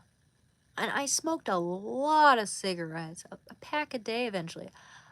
And I've had people in my family try to quit cigarettes, and they were freaking bears, man. Nasty to be around. No offense, but nasty. Really mean. Don't want to be around them when they're trying to quit smokes. But I never really felt any withdrawal from cigarettes. I wonder if it's because the Suboxone helps with that too, but I doubt it. It's interesting, but I never suffered withdrawal from that, and I drank a ton of coffee when I was a barista. When I stopped drinking that, I never suffered any withdrawal from the caffeine. At least not that I noticed. Maybe I just wasn't really aware that I was dealing with withdrawal, but I felt pretty normal. Some people just, I've heard of people.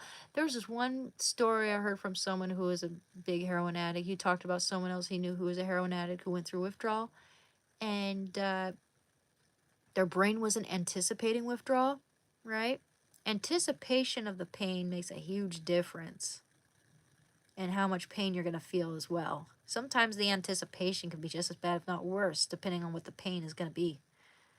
But this person felt hardly any bad withdrawal effects, even though it was a hard drug. Hardly any. They felt something, but hardly anything, because they weren't like anticipating the pain or expecting it. Just interesting. A lot of it, interestingly enough, is in our heads. A lot of that pain is in our heads. But it's real. It's real. It's fucking real, man. I don't know what it could have been another issue, man. I could be completely wrong. I'm going by what it's alleged. It's like, but I'm going by what a story someone else told me. Okay, I don't see how it's possible to not feel that that bad bone deep pain. That seems like it's possible to escape from if you're doing heroin that long, right?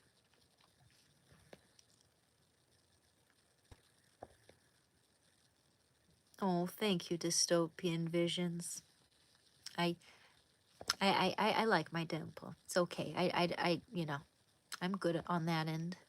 I need to see Terminator again because people keep calling me Sarah Connor, man.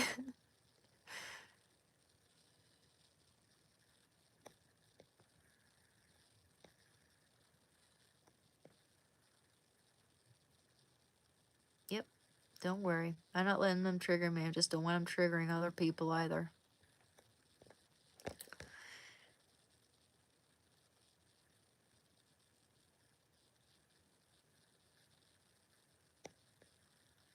Absolutely, Moondog. You tell him. You tell that Daniel Herman if he's trying to insult you or take us down, like whatever.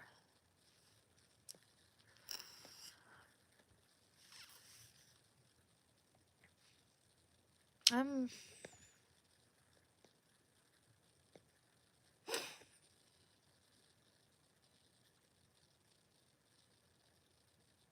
Huh.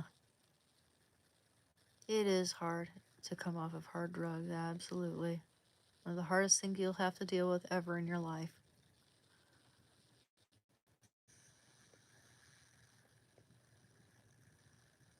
Hmm.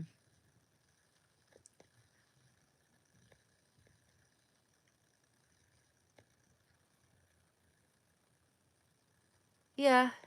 Yeah, for me, weed seems to be mostly psychological dependence. And if you think you're, and honestly, I think that if I were to feel any like physical discomfort from it, I think a lot of that would be kind of in my head, kind of like I'm convincing myself that I'm going through this. So I'm starting to feel it. That's happened to me before.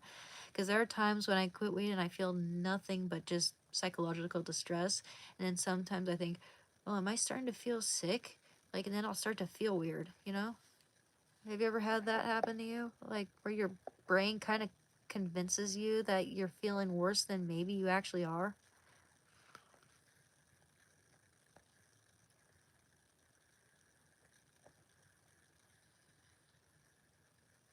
The mission burrito. Yeah, a lot of withdrawal is mindset for sure. For sure. And but that's, it can be impossible to escape that mindset, I mean. Like the pain is real.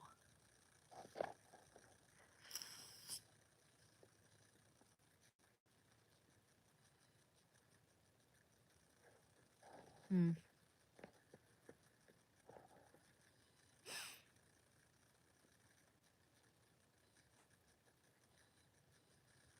Yes.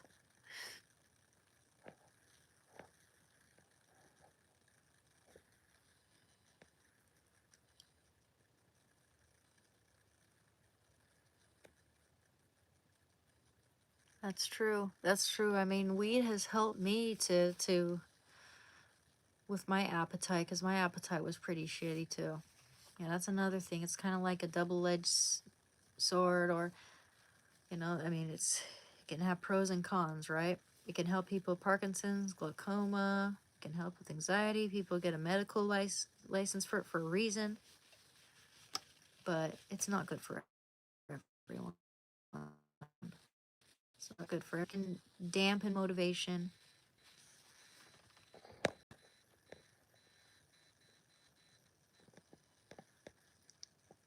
Hey guys, I gotta go use the restroom. I'll be right back. Get to my shoes and my sandals.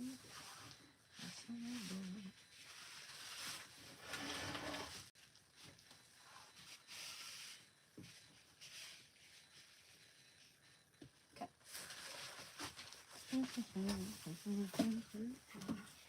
Baby Prince, can I have a kiss? Kiss? I do love you. I love you with all my heart. I'm gonna go use the restrooms.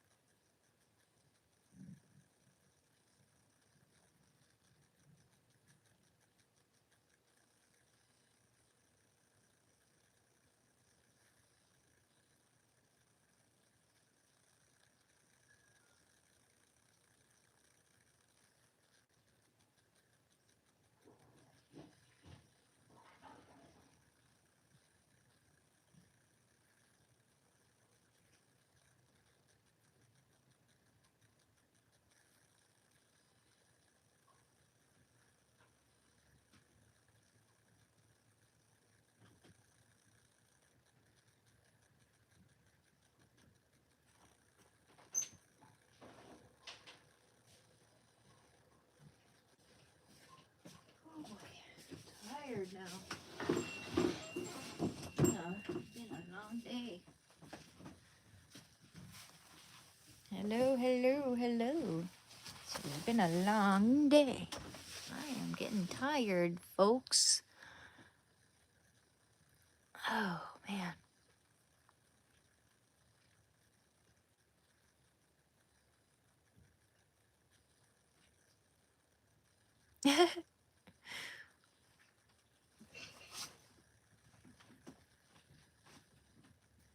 What's happening? Oh, hello, honey bear. I am. Damn.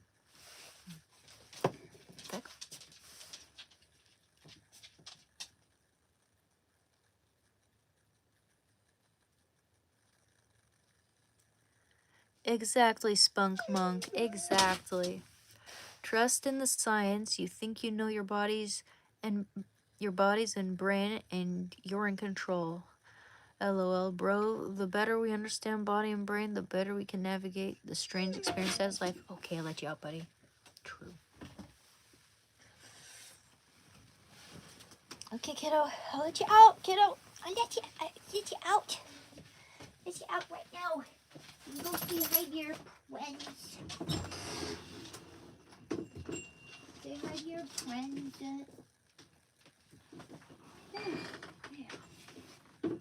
Oh, man. And man, I feel like a woman. Hi. I love pork chops with mashed potatoes and gravy. Damn. Hey, good night, Vegas Dirt Pusher. You have a good one. You know, Darcy, I might just go to sleep pretty soon. That might be good for me. And then we can start a live stream tomorrow.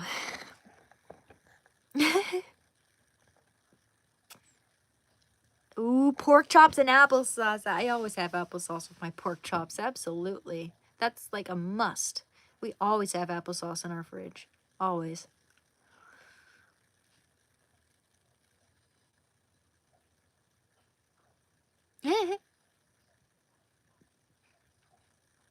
Oh, thank you, Darcy. Okay. It is almost 8 o'clock. But I woke up really early, actually. And thank goodness. Went for a long walk. Genuinely, I am freaking yawning my ass off. Went for a long walk with Shando. Went grocery shopping. And, yeah, I walk everywhere, guys. I walk everywhere.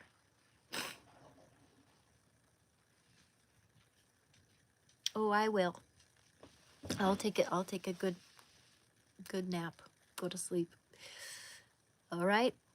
I just want to say thank you so much for coming to my live stream and being, thank you guys to everyone who is kind, respectful, contributing, just about all of you.